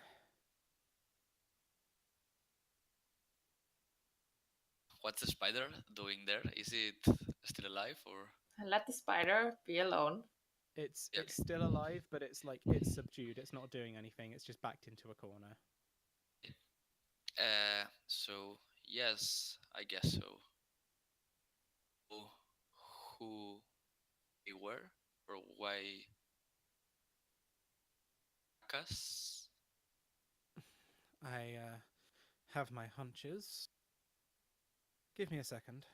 And she walks over towards one of the bodies that's lying on the floor, and she starts kind of rifling through, and then eventually she kind of reaches into like the breastplate of the dead body, and then as she's feeling around, she looks as though she's managed to find something, and she pulls it out, and you can see that she's holding like a small pendant, like a little necklace, on a simple kind of twine string that evidently this man had been wearing. And the pendant has been it's in the shape of a like a tiny dart or dagger, and she holds it up, and she goes, "Just as I assumed. These are agents of the kunai, the rabid attack dogs of Sakani Justice." And she like chucks the dagger down on the ground and just says, "It seems that diplomacy is not on the mind of the leaders of Sakani anymore. I should have seen this coming. I should have prepared more. Where's Kelrund?"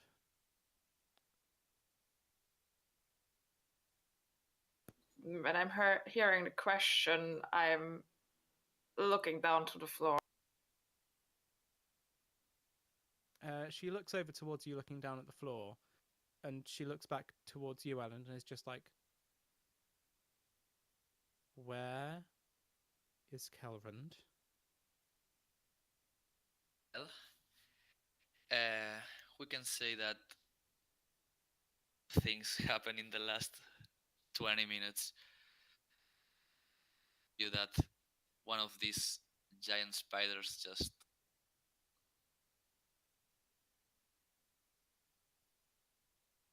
I move in. I say he is safe now. I look at her really, really sad, and I say he's safe now, and I stop Ellen from talking. He is safe. What do you mean? He is in a better place. He is in a better place. well, don't go around this. He's dead.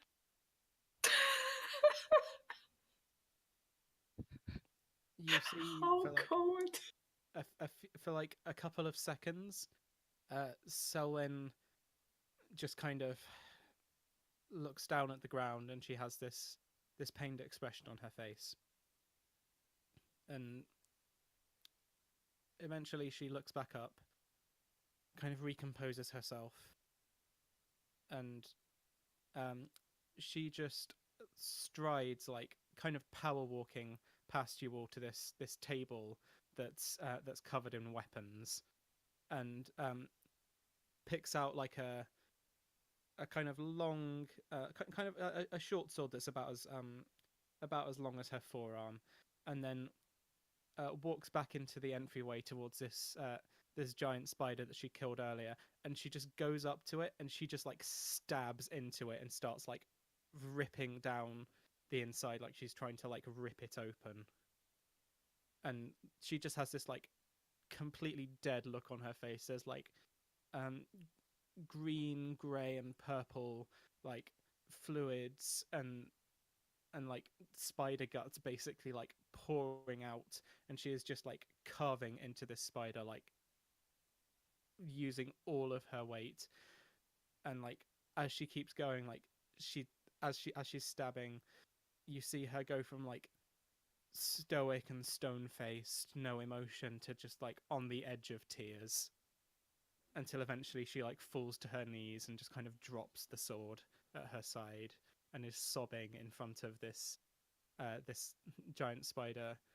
Um, and you can see just poking out from like the inside of like some of these spider guts, you can see like Kelrin's hand just kind of like limply hanging.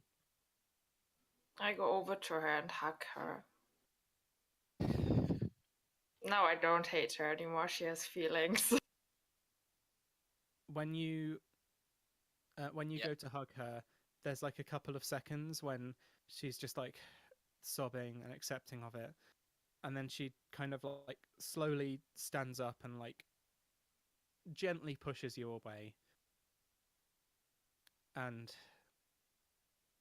I she ask goes, her, "Yeah." do you think we can get his body? Why? He deserves a proper burial. One that is fitting of a noble of I, Casper. I tell them they should leave the room. I will do it. I will get him out of there. They should just don't go in the reception room. Take a nap. She looks up at you, and she's like wiping tears away from her face, and she's just like, "This is my job to bear." I respect it. I nod and I go over to Jenkins and I will try to calm and I will go to the spider, you know. But I will leave the room. I will leave her alone. Okay. Um. So yeah, she's kind of after a while she manages to um cut his body free, and she looks to you, Elland, and just says, "Find me. I don't know.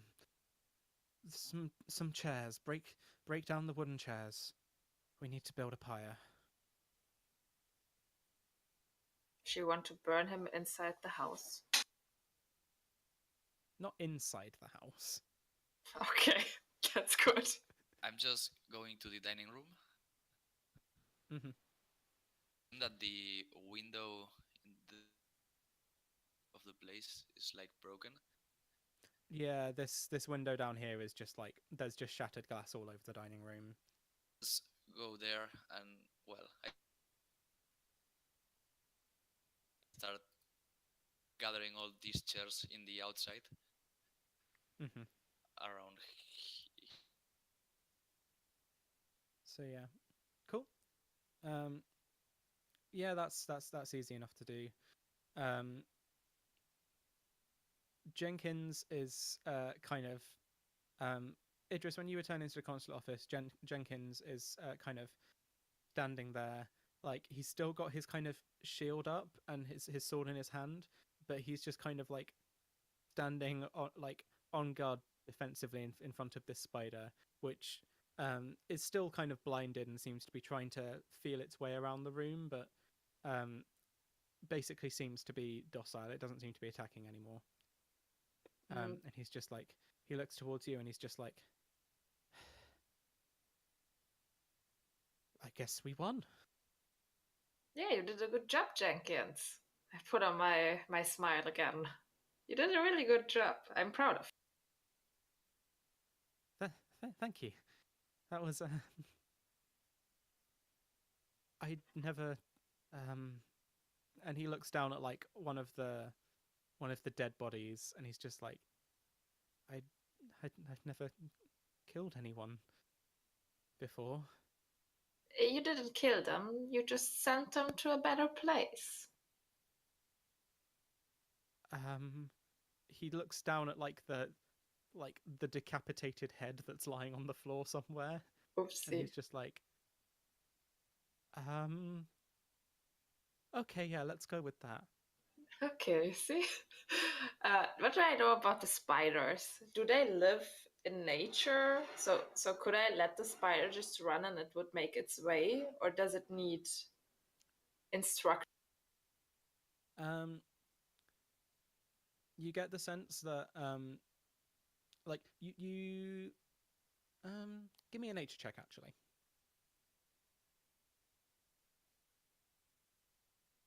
Okay.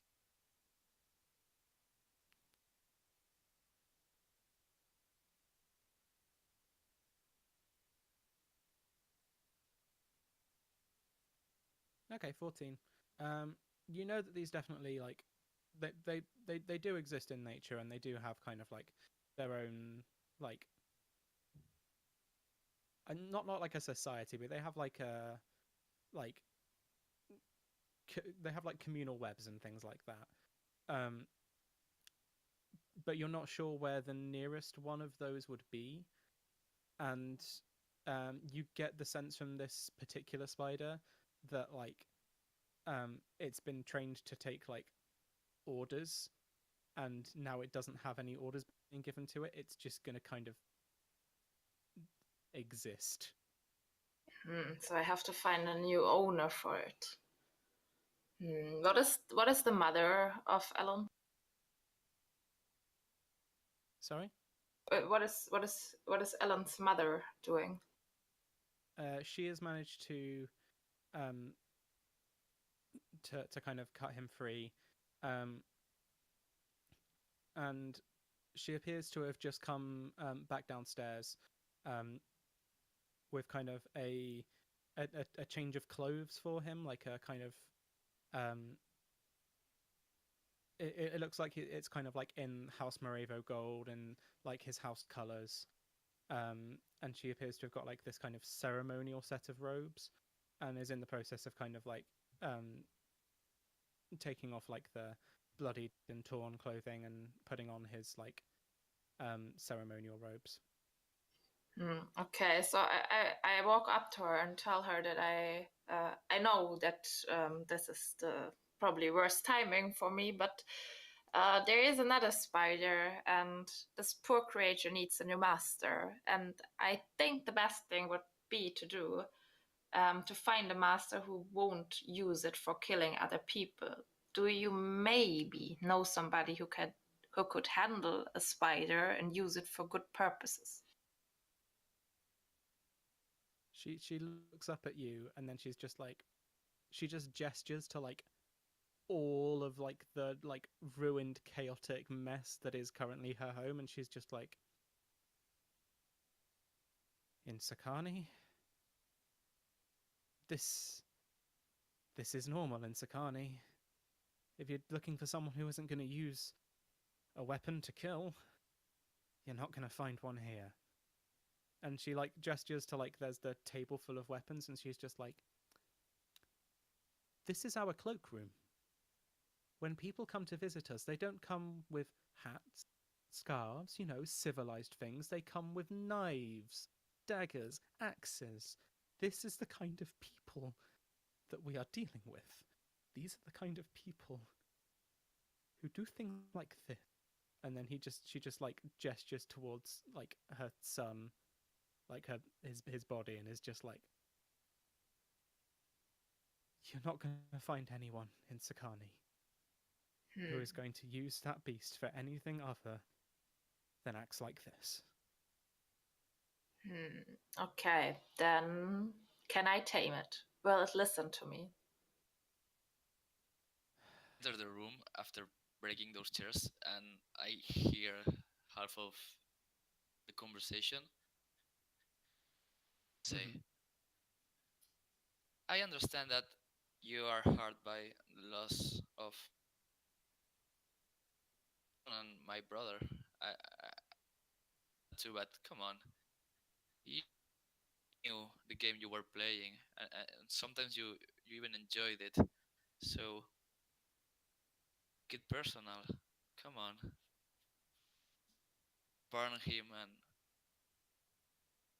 move on and get out of here. There's a couple of emotions pass her face very quickly when you say that.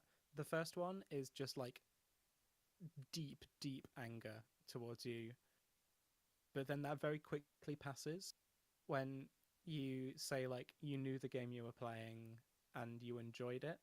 That kind of passes very quickly to like she has like this kind of horrible gut wrenching guilt, and then eventually when you say we need to burn him and we need to get on out of here, she kind of like she begins to nod, and she looks up towards you and just says,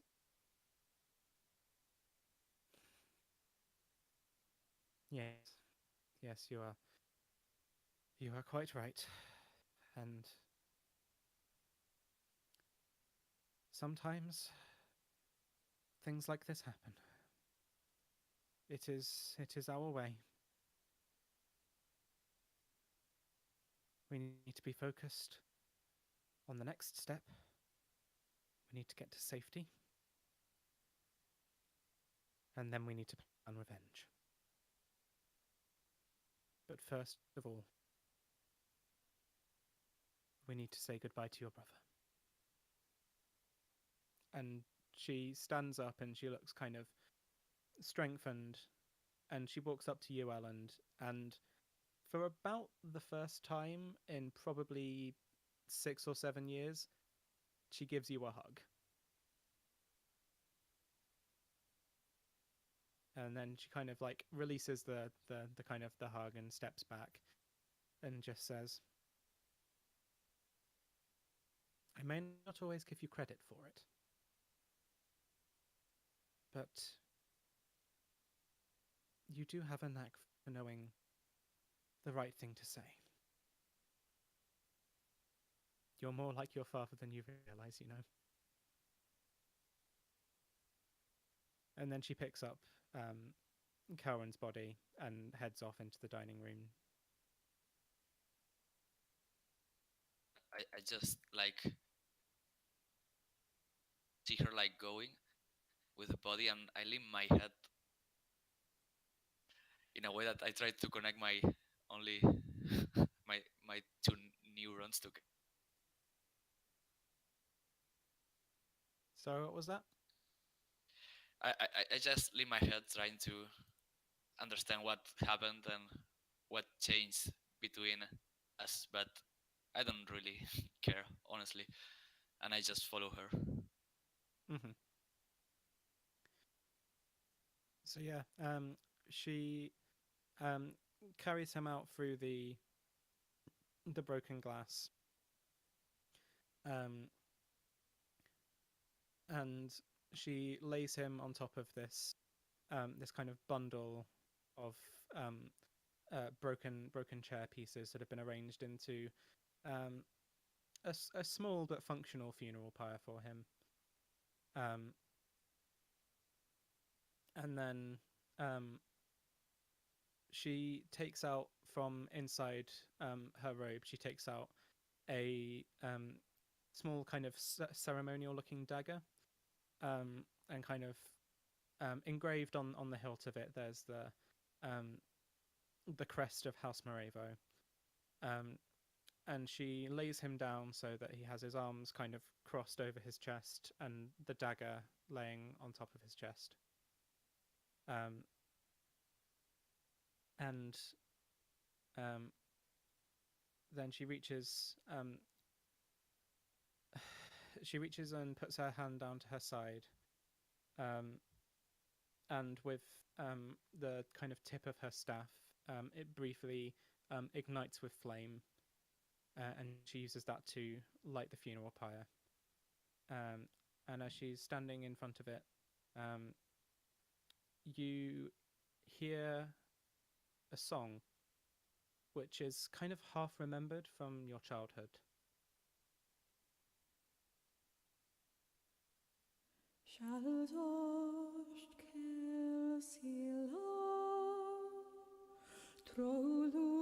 remember that you have heard this song only once before in your life. And this was when you buried your father.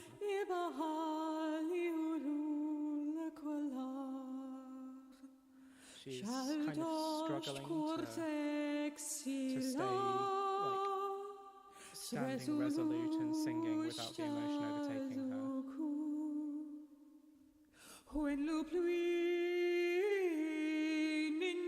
Just wait for her just singing. Just place my hand.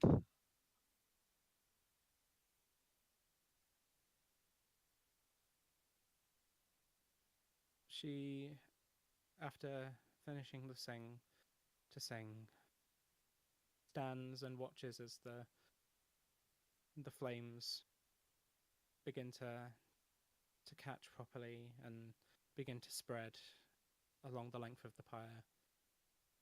And eventually, we see this as a kind of time lapse of images.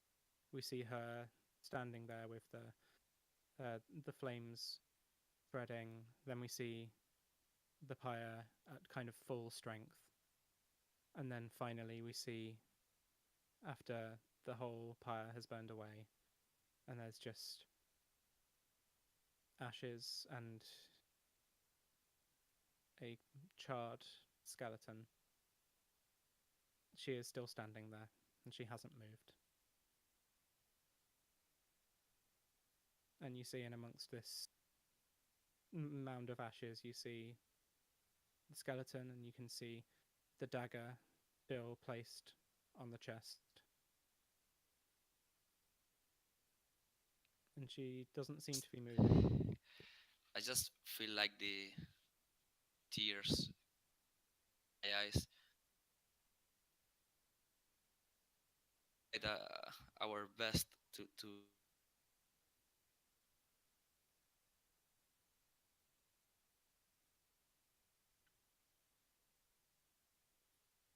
I know. appreciated him.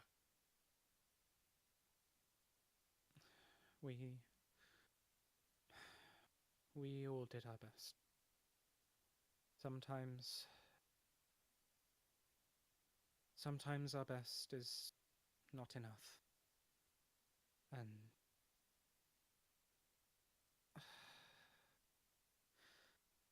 as much as we do not see eye to eye, my son, I know that you are trying to do what you think is right for you. I know this.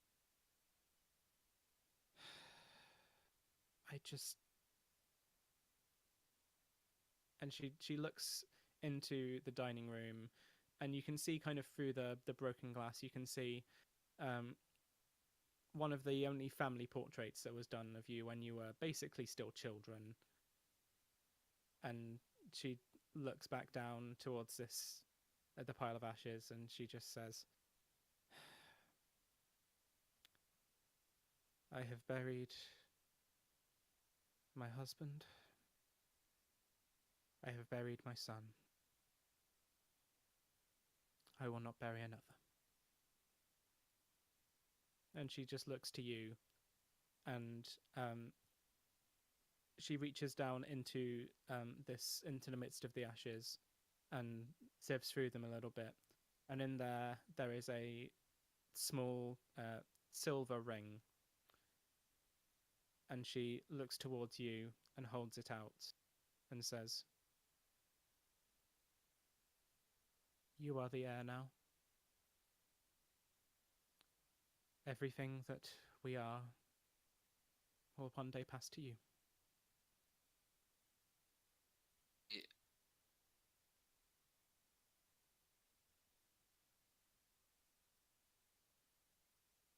Do you take it? My pocket, and I just get like a piece of. I kneel down and grab the dagger as well. Mm-hmm. I kind of clean them, and I just look thoroughly and all the generations of our family have.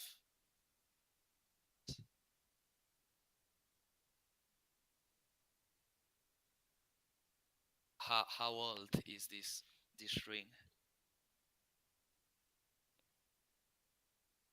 She she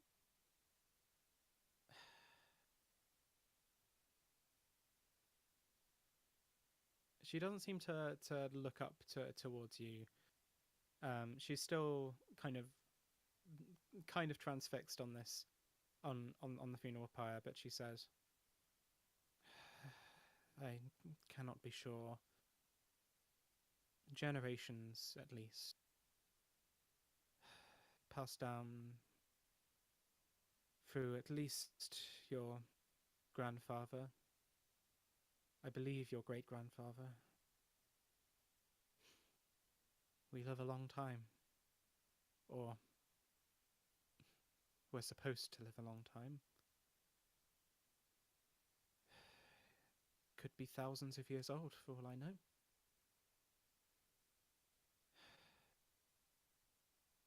I think I'm really worthy of having this.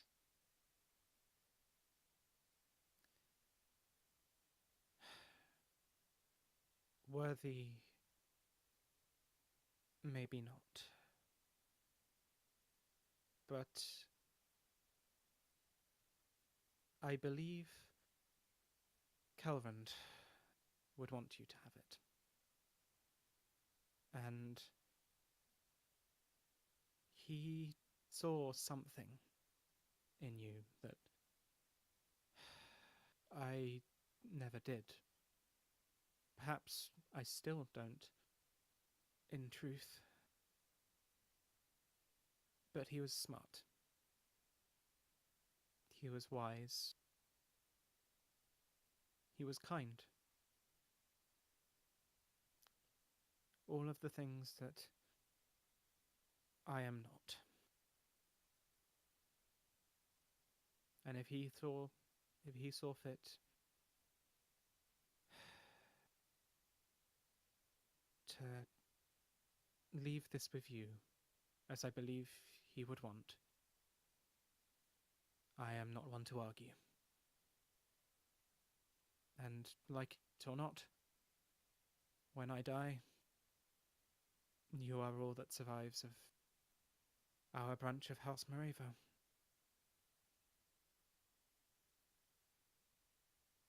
She So says you will that. have it. Yeah. I just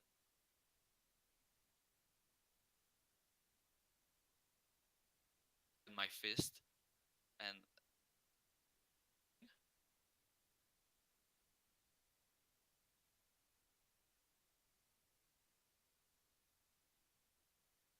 Sorry, could you speak a little bit louder? Your microphone isn't properly picking it up. I just grab the fist, and do I feel something like magic or power? No, you don't get the sense that there's anything magical about it particularly. Um, the you're surprised by the fact that, despite the fact that it was literally just in a funeral pyre, it doesn't seem to be particularly warm. But it's pretty common for these kind of keepsakes and these kind of family heirlooms to have warding protections on them to make sure that they don't get damaged by battle or kind of hardware. But beyond that kind of stuff, unless you wanted to um, like try, if I don't know if you have the spell identify, but if you wanted to try and like cast identify on it, you might be able to tell more. I was thinking about an Arcana check or something like that, but yeah, you're right.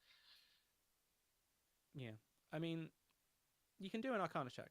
Actually, yeah, give me an Arcana check, and I'll tell you what you can tell. Yeah. So you can tell from kind of holding it in your hand that it definitely has one of those warding protections on it. Okay. So you can tell that it won't get damaged, and you can also tell from kind of just looking at the materials of it that when your mum says that it's like thousands of years old, it looks like it was made yesterday.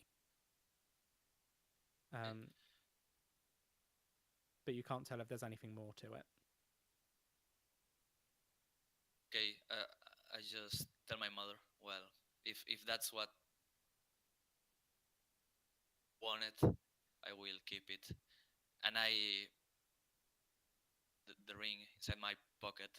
I don't want to wear it right now. She nods her head in understanding, and then she wipes like a last tear from her cheek, and then turns to you, and she seems to take kind of a deep breath, let it out slowly, and then she's back to her normal baseline expression, and she just says, well, I guess we have to start planning for our next steps then. Did Jenkins and me watch this? So did we see that? If you want to have done, you can. Yeah, but we would have stand there quietly, and after they're talking and Alan gets his ring, I'm looking to Jenkins and I'm teaching him a lesson, as I should. Okay.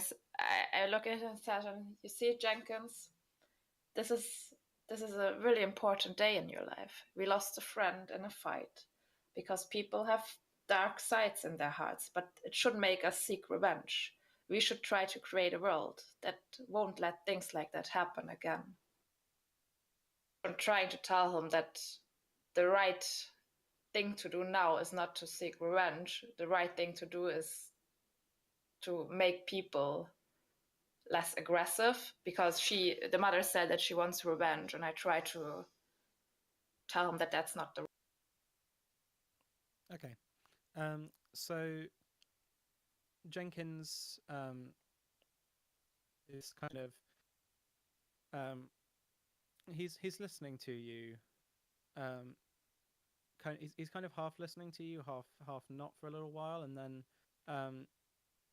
when you start kind of like to explain like this is the lesson you need to know, this is what you need to learn. He kind of perks up and he's kind of actively listening to you, and then he says, "Okay, so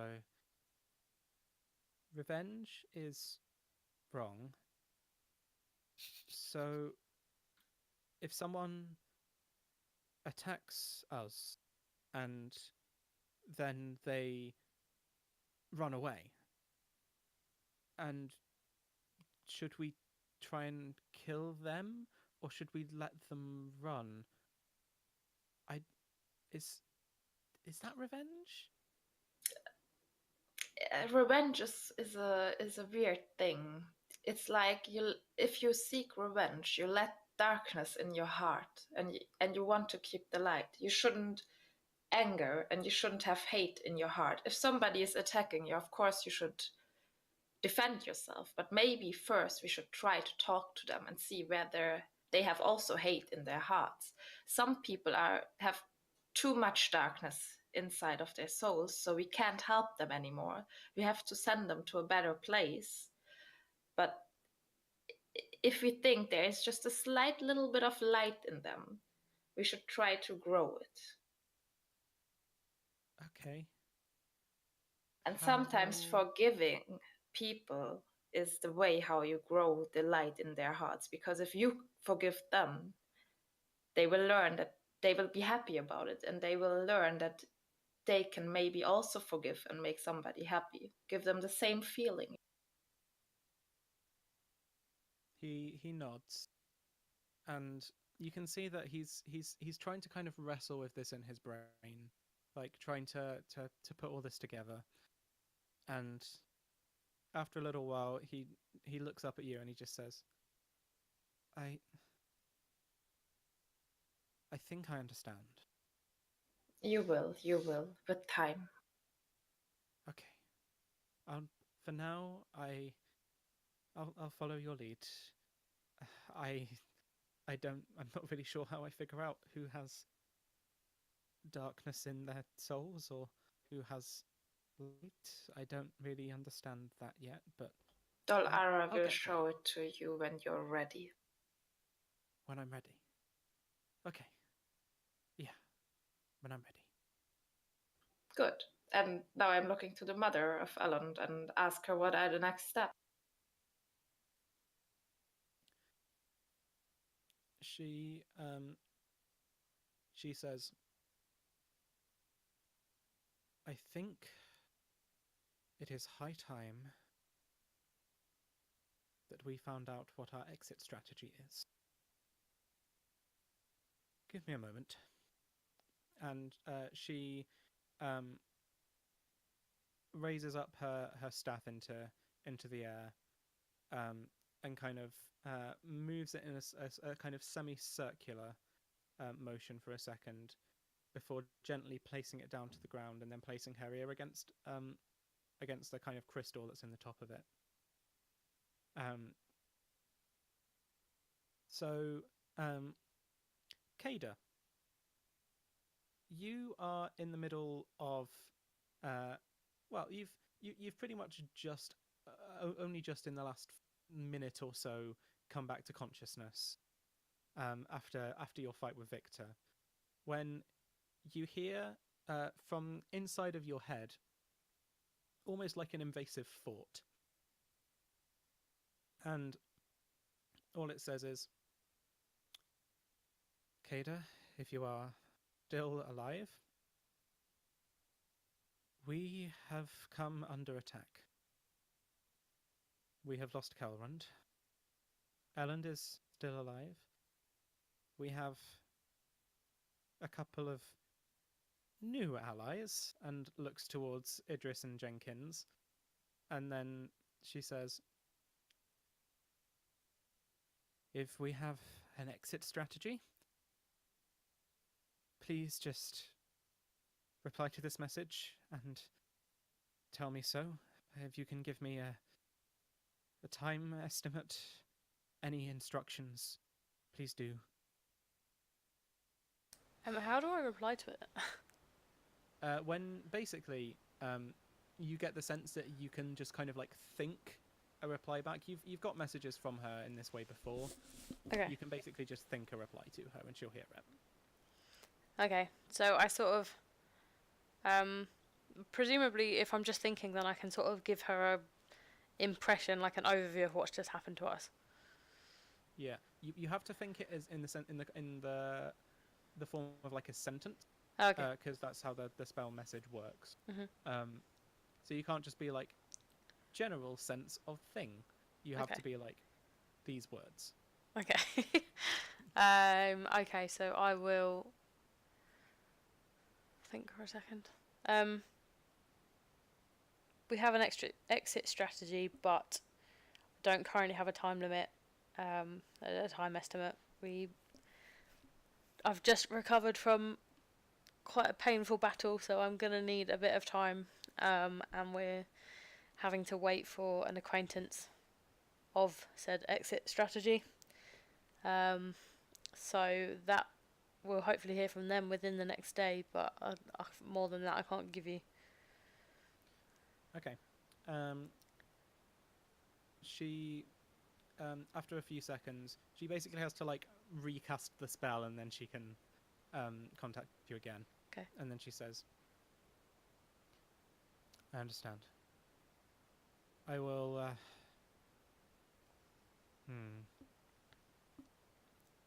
I will contact you every hour so that you can provide updates. And until then, I hope you're doing better than we." I'll just say, can I reply again? Is that? Yeah, you can reply again. Try and, say I'm incredibly sorry for your loss and try and convey as much emotion as I can in that statement across this weird form of talking. Yeah. It's in your voice and your tone of voice. It doesn't actually be like, "I am sorry for your loss." It's Okay, cool. you do say, yeah. So it's just say, I'm incredibly sorry. I feel a bit heartsick myself, having worked for you for so long and knowing him. In terms of an escape, if you can try and figure out a way to get down to, where are we? The bazaar. Because our exit is going to be from down here somewhere. So we're going to have to get the 4 of you from up there to us. Because this is where our exit is going to be. So if you can think of a way to get down here, that would be helpful. Can I hear this? No, this is all this is entirely happening like in their heads. So from your perspective, she's just like, wave stick in the air, wait for a second, wave stick in the air again, wait for another second. Okay. So yeah, Katie, you don't get a message back or anything. Okay. There's just kind of silence on that end. Sure. Will she tell us what she said? Yeah. So after that information, she turns to Rescue and goes, "Well, it seems that there is a potential exit. There is a slight issue. We will need to try and make our way down to the Adamantine Bazaar. I'm not sure how easy that is going to be. Just give me 15 minutes. I will go outside. I will leave the house. Okay. I will just walk out of the street. We are in the middle of the city, right? Hang on, I'll quickly go to the city map. We've just got a couple of seconds before kind of we'll need to end this kind of episode for today. So I just want to try out something. So basically the house is like this one here, and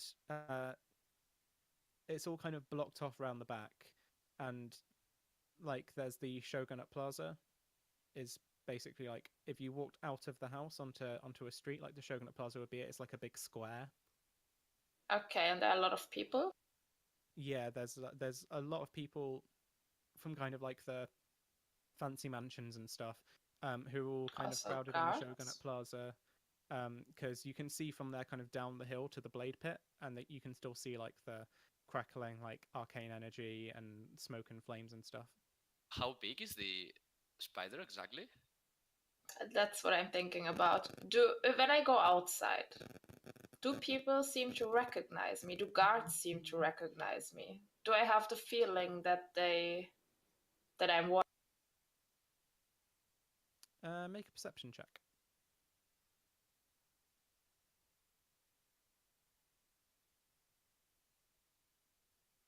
I don't know if we will be able to ride a spider for people. I don't have to ride it. We can just walk with Jenkins. We just have to hide you and your mother if I'm not wanted. So people are definitely looking in your direction. but no more so than they always do, because you are a tall, glowing lady in the Underdark. Okay, so they didn't seem to No, want to hunt me down. there are like city guards and stuff, and they don't seem to be particularly bothered Okay. by your presence. Okay, I go back to the mother inside the house. Okay. And I just tell her the plan that I think we could set up something like a little, like me and Jenkins could escort a spider to somewhere for somebody, because we are spider dealers, and we could hide them into packaging on the spider, like there are some goods or something. Okay. Yeah. So you explain this idea, and she Selwyn considers for a second, and then she looks towards you, Elland, and then just says, "Been a little while since we went spider riding together. I guess it might work." Good. Then we have a plan for next session. And just to finish off the session, we hear, as you are discussing this, the plan and kind of the particulars of it,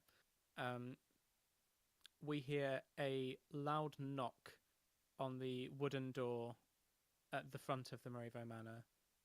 And also, we see the flaps of the tent of Hawk's tent push open. And that's where we're going to leave it for tonight. No! I will kill them all. Okay, so thank you very much for watching. If you've been watching this episode today, hope you enjoyed it very much. Please check out Horsham Gamers on Facebook, on Discord, on our website, and please get involved in your local area. We'd love to meet you and have a chat with you. And hopefully we've got more interesting content like this coming up in the future. We've got some planned events, some planned meetups, all of this kind of fun stuff that you can get involved with. And we'd really love to meet you. So please do come and check us out. And thank you very much for watching, everybody, and goodbye.